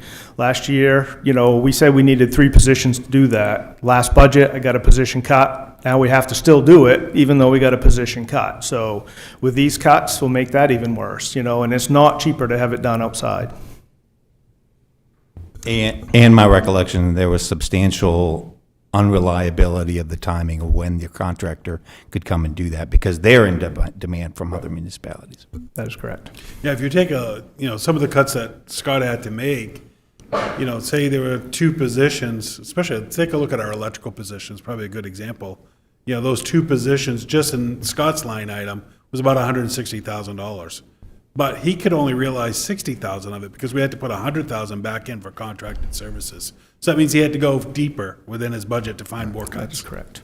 If you can find them. If you can find them. Right? So to sum up Councilor Cowan's point, this equipment's not going to break down any less frequently or need PM, preventive maintenance any less frequently. It's just going to cost more to do it. If you have to, there's no outside garage that's going to charge you what you pay your employees. It's going to be a lot higher.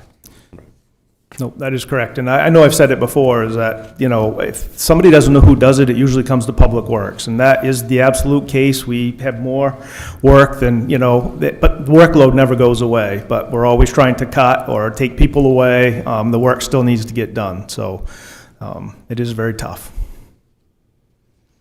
Other questions on Public Works? So I have one follow-up question because this is what everybody's going to ask. So when we cut Public Works, what's going to happen with potholes?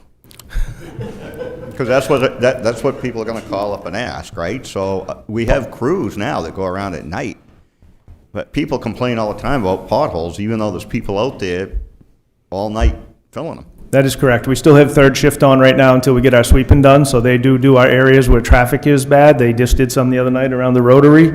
The good news is hot top plants are opening 1st or 2nd week in April, so we'll be able to fill them, and hopefully it'll stay longer than the coal patch. So we'll be on that as soon as we can get some.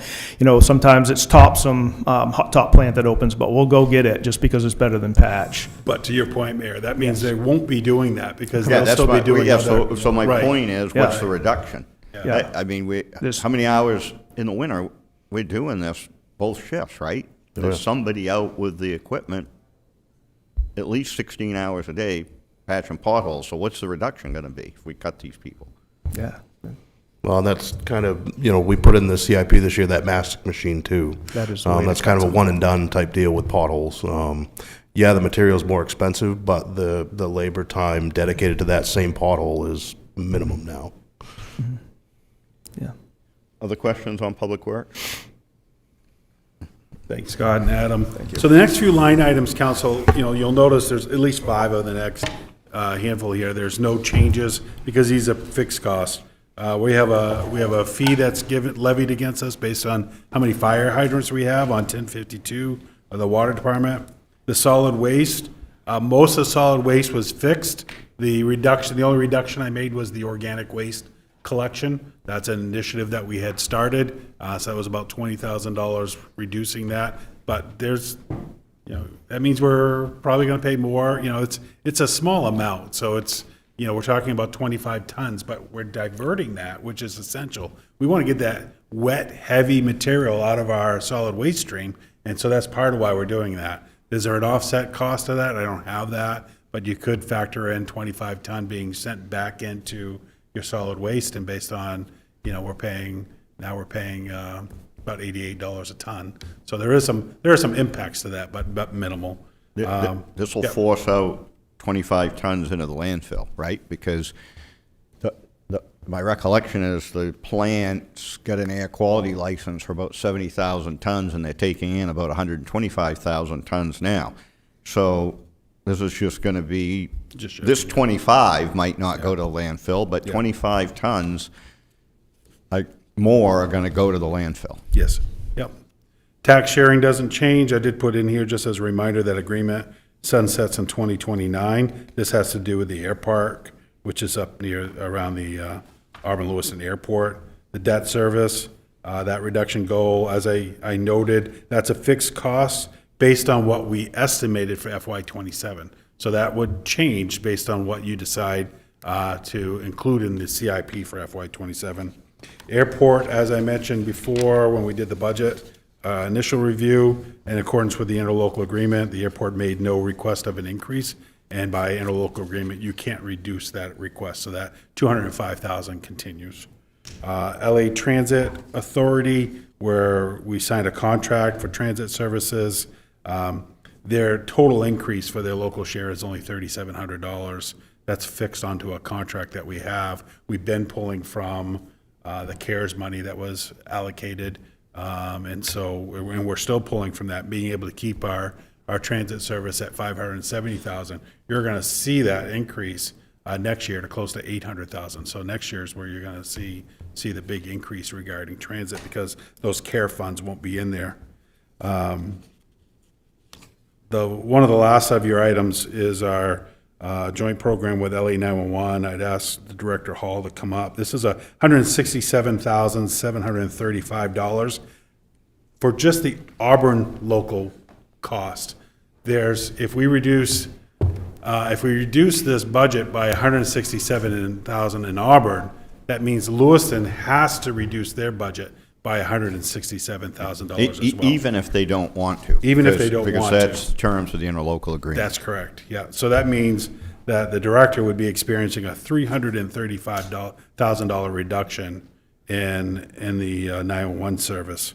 So again, much like you've heard before, this eliminates the 911 center itself is nationally accredited, so that removes their program, also increases our liability insurance risks, has impact on employment and retention. It reduces training to meet the minimum legal requirements only, which is not a point where we want to be at when it comes to our dispatchers and their abilities. It eliminates all community outreach and education opportunities. And then just directs public safety impact, means that there's a slower 911 response, calls go unanswered locally or delayed. Locally meaning that those are being pushed off to another municipality, another answering point rather. Then that answering point is going to process that call, kick it back. That's going to delay that overall call. There's an overflow regarding routed to outside centers. This impacts the delay of the first responders. As the chief said, every minute that that's reduced has an impact on life safety measures. We have unanswered calls and non-emergency lines often go unanswered, which includes alarms, urgent incidents, interagency requests, reduces our overnight staffing. We'll have 3 dispatchers on duty for extended hours. Oftentimes, our dispatchers currently, it's hard for them to even take a break. They're not leaving their desk because of the call volume that's coming in. Food's being brought to them. They're not taking their regular breaks because there's just no capacity because of call volume during certain staffing challenges that they're faced with. They have the limited ability to handle call surges.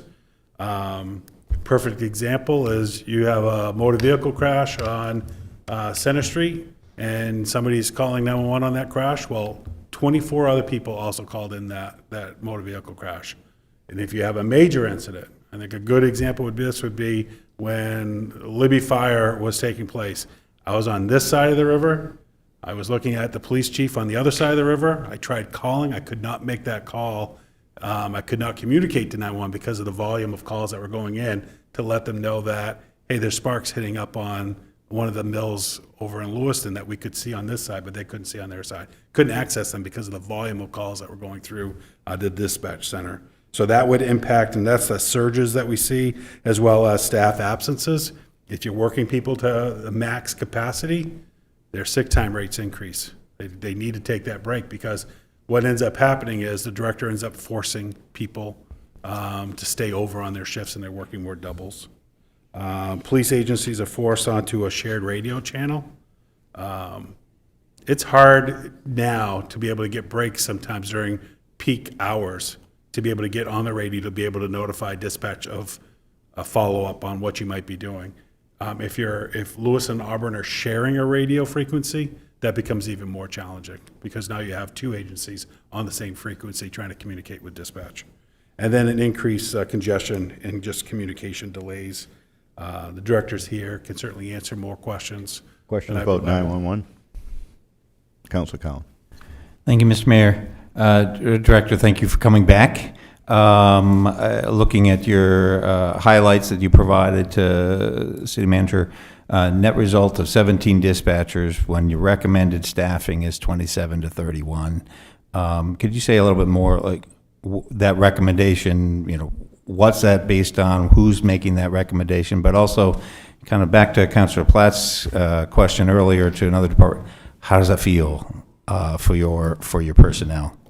Sure. So the recommendation comes from about two and a half years ago. I used a tool through APCO, which is the association or international association now of public safety communicators.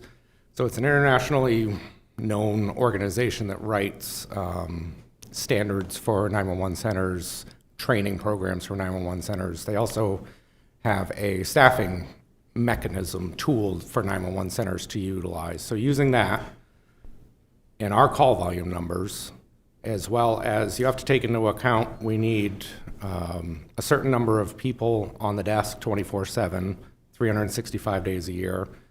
Well, just because I hire a full-time employee doesn't mean that I have that full-time employee for 40 hours a week all year. They have vacations, they have sick time, that sort of thing. So taking all that into account is how we arrived at the estimate of 27 to 31.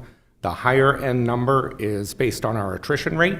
So what they're saying is, on average, we replace 3 full-time employees per year. So you should be staffing up to 31. And that way, when you lose those 3 people, there's no impact to your operation. So that's where that number came from. And what was the last part of your question? I'm sorry. No problem. I guess I'm just thinking about the impact of morale and Sure. how that's going to have the day-to-day work of the staff. Yeah, much like the police chief said, people will leave. I have no doubt. We had this problem when we were running into staffing challenges a few years ago. Once you hit a tipping point where we're actually down to 1 vacancy right now, and I have an experienced telecommunicator that just reached out to me today that's interested in that position. I'm like, hold up a bit, you might want to wait. But when we were having staffing challenges, once you reach a certain level, that's when people say, I'm done. I'm not sitting at my desk for 16 hours without going to the bathroom, without grabbing something to eat, or just going outside. We're located right now in a basement with no windows. We're staring at carpeted walls and computer screens for 16 hours straight. People will do that for a while when it's to get through a tough couple weeks because something has happened, but they're not going to do it forever. And we were experiencing that. And we would experience it again.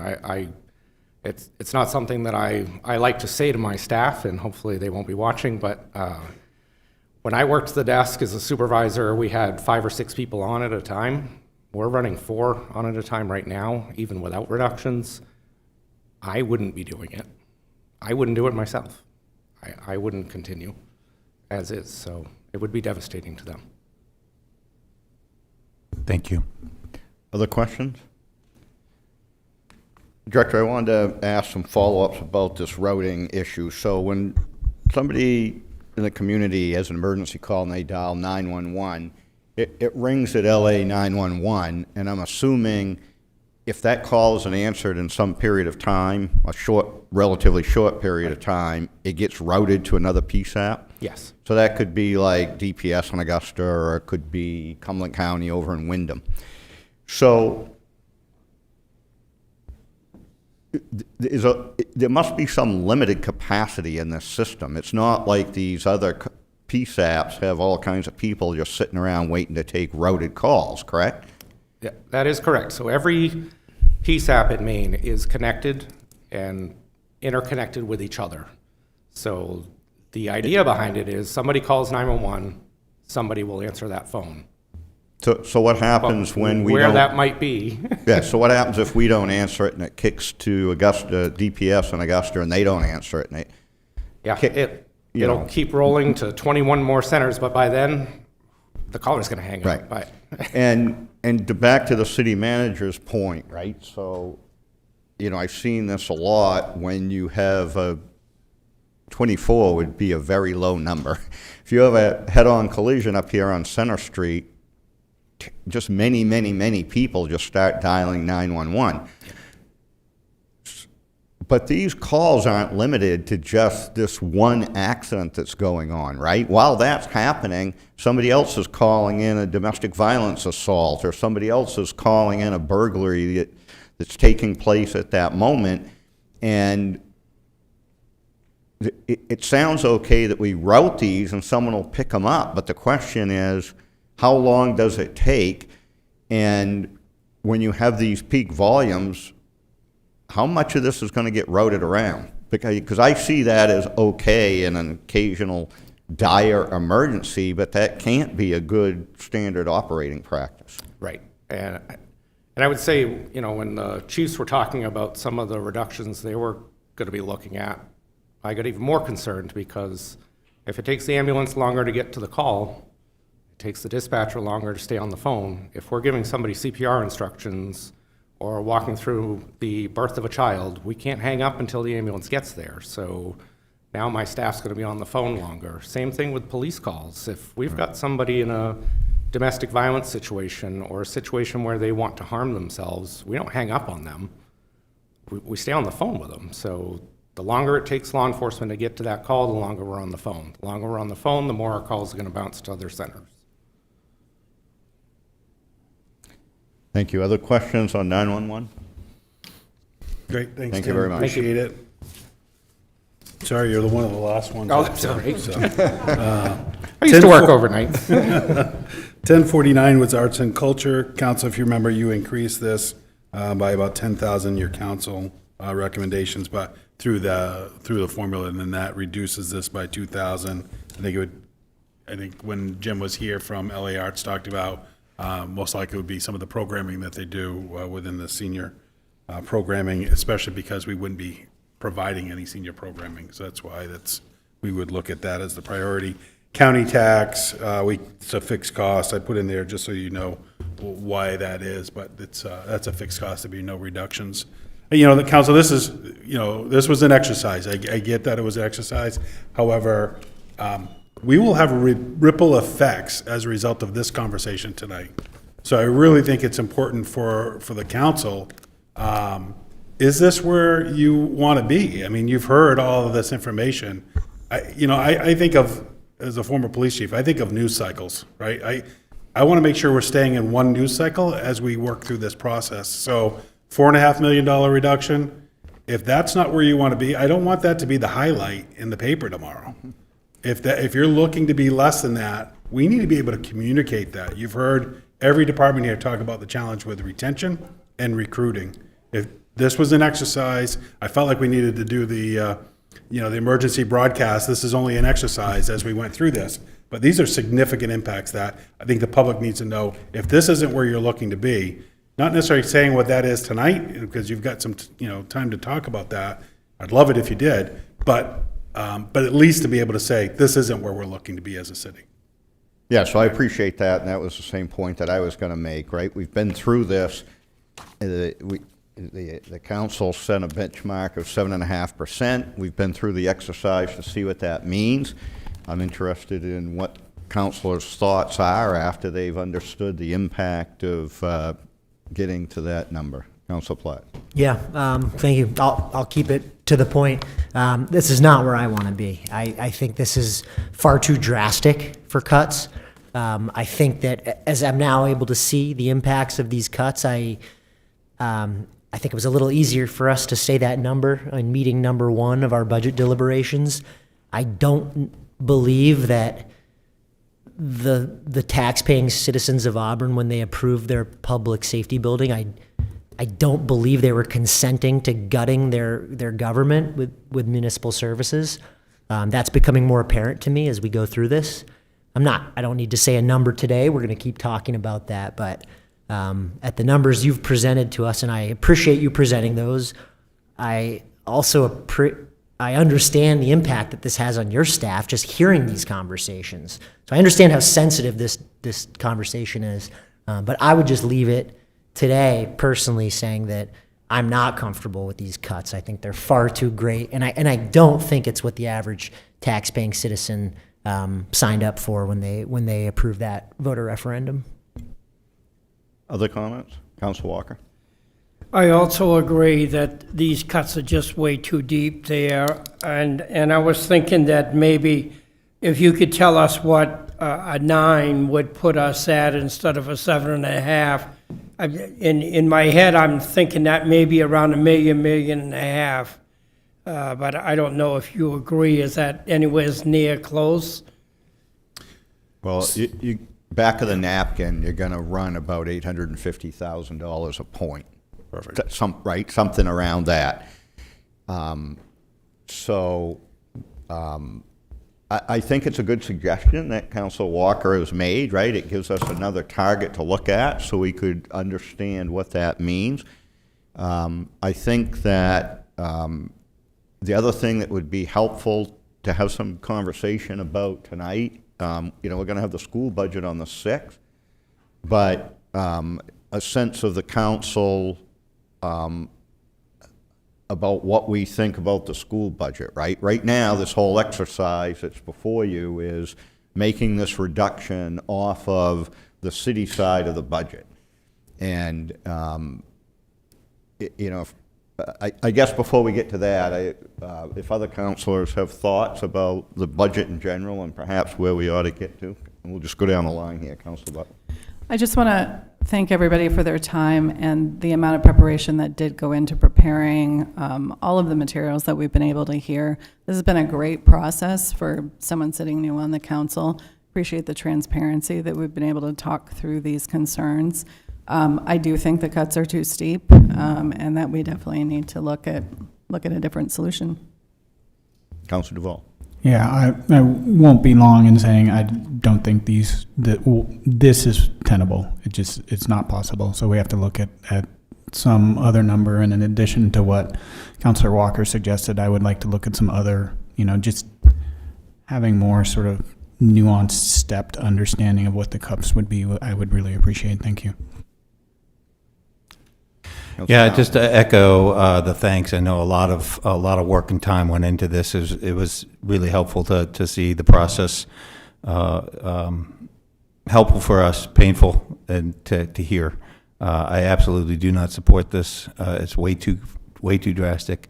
I too, like Councilor Ball, would like to have an understanding of maybe some tiered. I think I fear that even 9% would be more than what our citizens want. I want to really look at what we can do to cut, but we asked our municipal staff programs as well as school to cut back last year too. My recollection, both came in around 3% increase. We're not talking about major increases in the last couple of years, and we've had some costs that we couldn't control. And so I just, in addition, I appreciate the comparison of the municipalities, and I think that can be a further discussion for folks, but I encourage my fellow councilors to really think about the reality. So this list here, it asked Phil to put together for us. This is the 10 largest municipalities in the state. The median tax bill, we have the third lowest out of all of them. We have a 17% lower median tax bill than the average for the 10.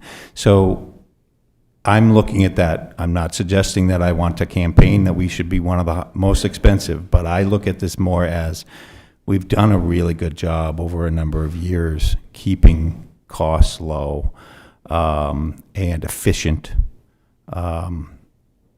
but still high quality.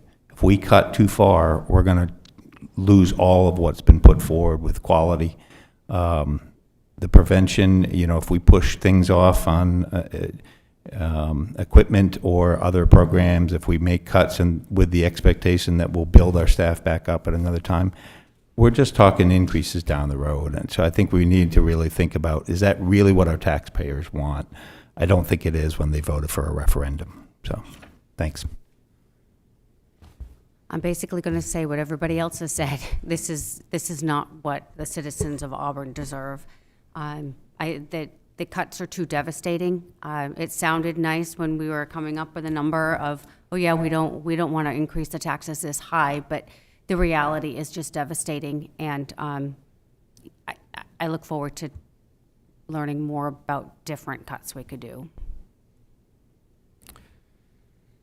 So thoughts about any type of, we haven't seen the school budget yet, but thoughts about general fund reductions going against both budgets? Councilor Cowan? I would appreciate hearing from the school what that might mean, if they'd be willing to talk about it. But to be clear, what I would want is to be thinking about some reduction coming out of their portion of tax levy dollars, right? So if someone looked at their increases of operational funding overall, they might say, oh, well, that's too high, but a lot of it is because they're bringing in more income from the state, and so we're dealing with that. So I just want to make clear that what I would be asking for is, some, comparable, perhaps, maybe smaller than what it is for the municipalities, but out of the tax levy portion. Yeah, so I think that the council's not going to be in a position to think about what a number might be until after we see the presentation of their budget. And of course, the school committee's not going to be able to offer any opinion about what the impact might be unless we provide a number to them. I guess the question tonight is just one of approach, and whether the council thinks there should be, should all of the necessary reduction come off the city side of the budget, or is there some discussion that you would entertain some coming off the school side? I think we just need some direction, because if staff goes back and looks at this again and says, okay, what would 9%, you're taking 1.5 points off this, you're still going to be at a $3.1 million reduction. So lots of the things that I heard people in here talk about tonight that they didn't like, you're not going to like it any better then. So I guess my thought on this is I don't see a path forward where some of this doesn't come off of the school side. I don't know what that means yet. We're going to have to see from the budget presentation, but I think people need to be thinking about that. I agree with you, Mr. Mayor. I've been doing this a long time, and there's never been a time when they escaped not being asked to cut at least $500,000. So I think if we're going to do that, I think they need to find a way of doing it as well. Council Platt? And I would agree. I also think that's consistent with some of the very subtle talking points I've offered up to the school committee thus far. I've said that, without stating numbers, I've said, don't be surprised if there are requests for parity between increases in operating budgets, removing debt service and revenue. I think that's Tim's point. The school does bring in a heck of a lot of revenue with the fund sharing model. And so we can't say we're cutting $1 million, they need to cut $1 million, right? That's not fair. So I think if anything, the starting point would be a discussion, again, not to repeat what Tim said, but a discussion on a percentage change on the tax levy portion. Maybe it's not exactly what we're asking ourselves to do on the city side, but I certainly think it's fair to bring up, and it should not be a surprise. Yeah, so I think for councilors to be thinking about that point going forward on your summary sheet, I think the numbers that you want to use for context are municipal operating expense and school operating expense, which is sits now is a 6.6% increase in municipal and a 7.33 in the school. I would caution against tying debt service into that. Debt service is highly variable, and there's certainly different responsibilities there for debt service. So I agree with Councilor Platts when he's talking about parity. It's not $1 here, that means $1 there. It really is more about the overall increase in the operating budget. And I'll add, you heard me throughout the presentations today, we can all prioritize certain things over other things. You can say I prioritize education over, plowing or salt, whatever. But so we can make that argument that it doesn't even have to be the same percentage. But I think we need to start somewhere. I agree with the mayor. I think it would be pretty irresponsible of us to not even explore that. Other thoughts from the council? Mr. Mayor, Mr. Manager, any final thoughts? Thanks, Mayor. I think the only thing I would recommend is we really need to think about what does this budget schedule look like moving forward, right? Because typically we're at a very different point right now. Actually, we would have been kind of finalizing where we were actually at the last workshop based on in the previous years. So I'll be presenting along with the superintendent, I'll be presenting the official manager's budget on the 6th as well. But we need to think about what do you want to see for some budget meetings moving forward? Because we have some other impacts we have a lot happening with comp plan, schedules, some of our other, all of you on some of your other committee meetings. And so we want to make sure we get these worked in the best we can. Mayor, I don't know if you've had some thoughts on that. I think at this point, the council should presume we're going to be going on every Monday night, and we'll see what progress we make, and June 30th is the deadline, right? So I'm assuming that the manager is going to present as a proposed budget where we are at this point with a 12.95 increase. That's correct. And we'll continue to work our way through it. Next week we only have 2.5 hours.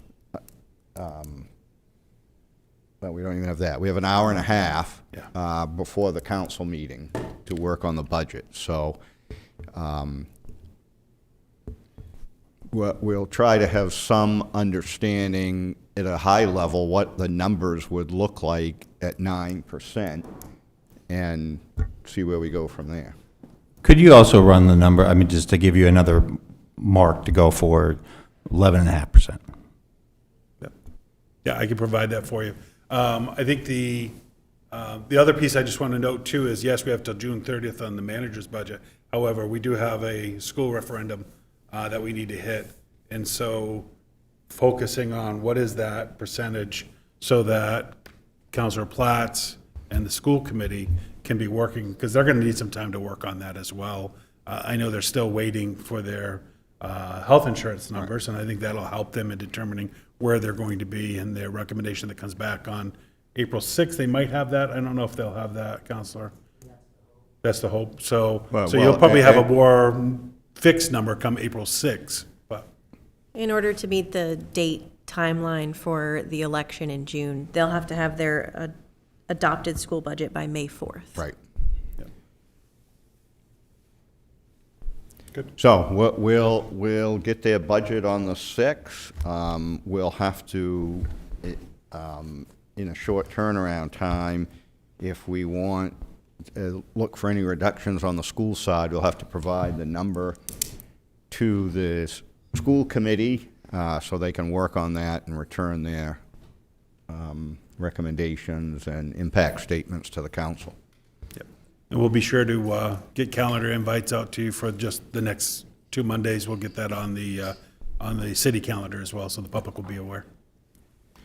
Anything further? We'll be adjourned. Thank you. Thank you.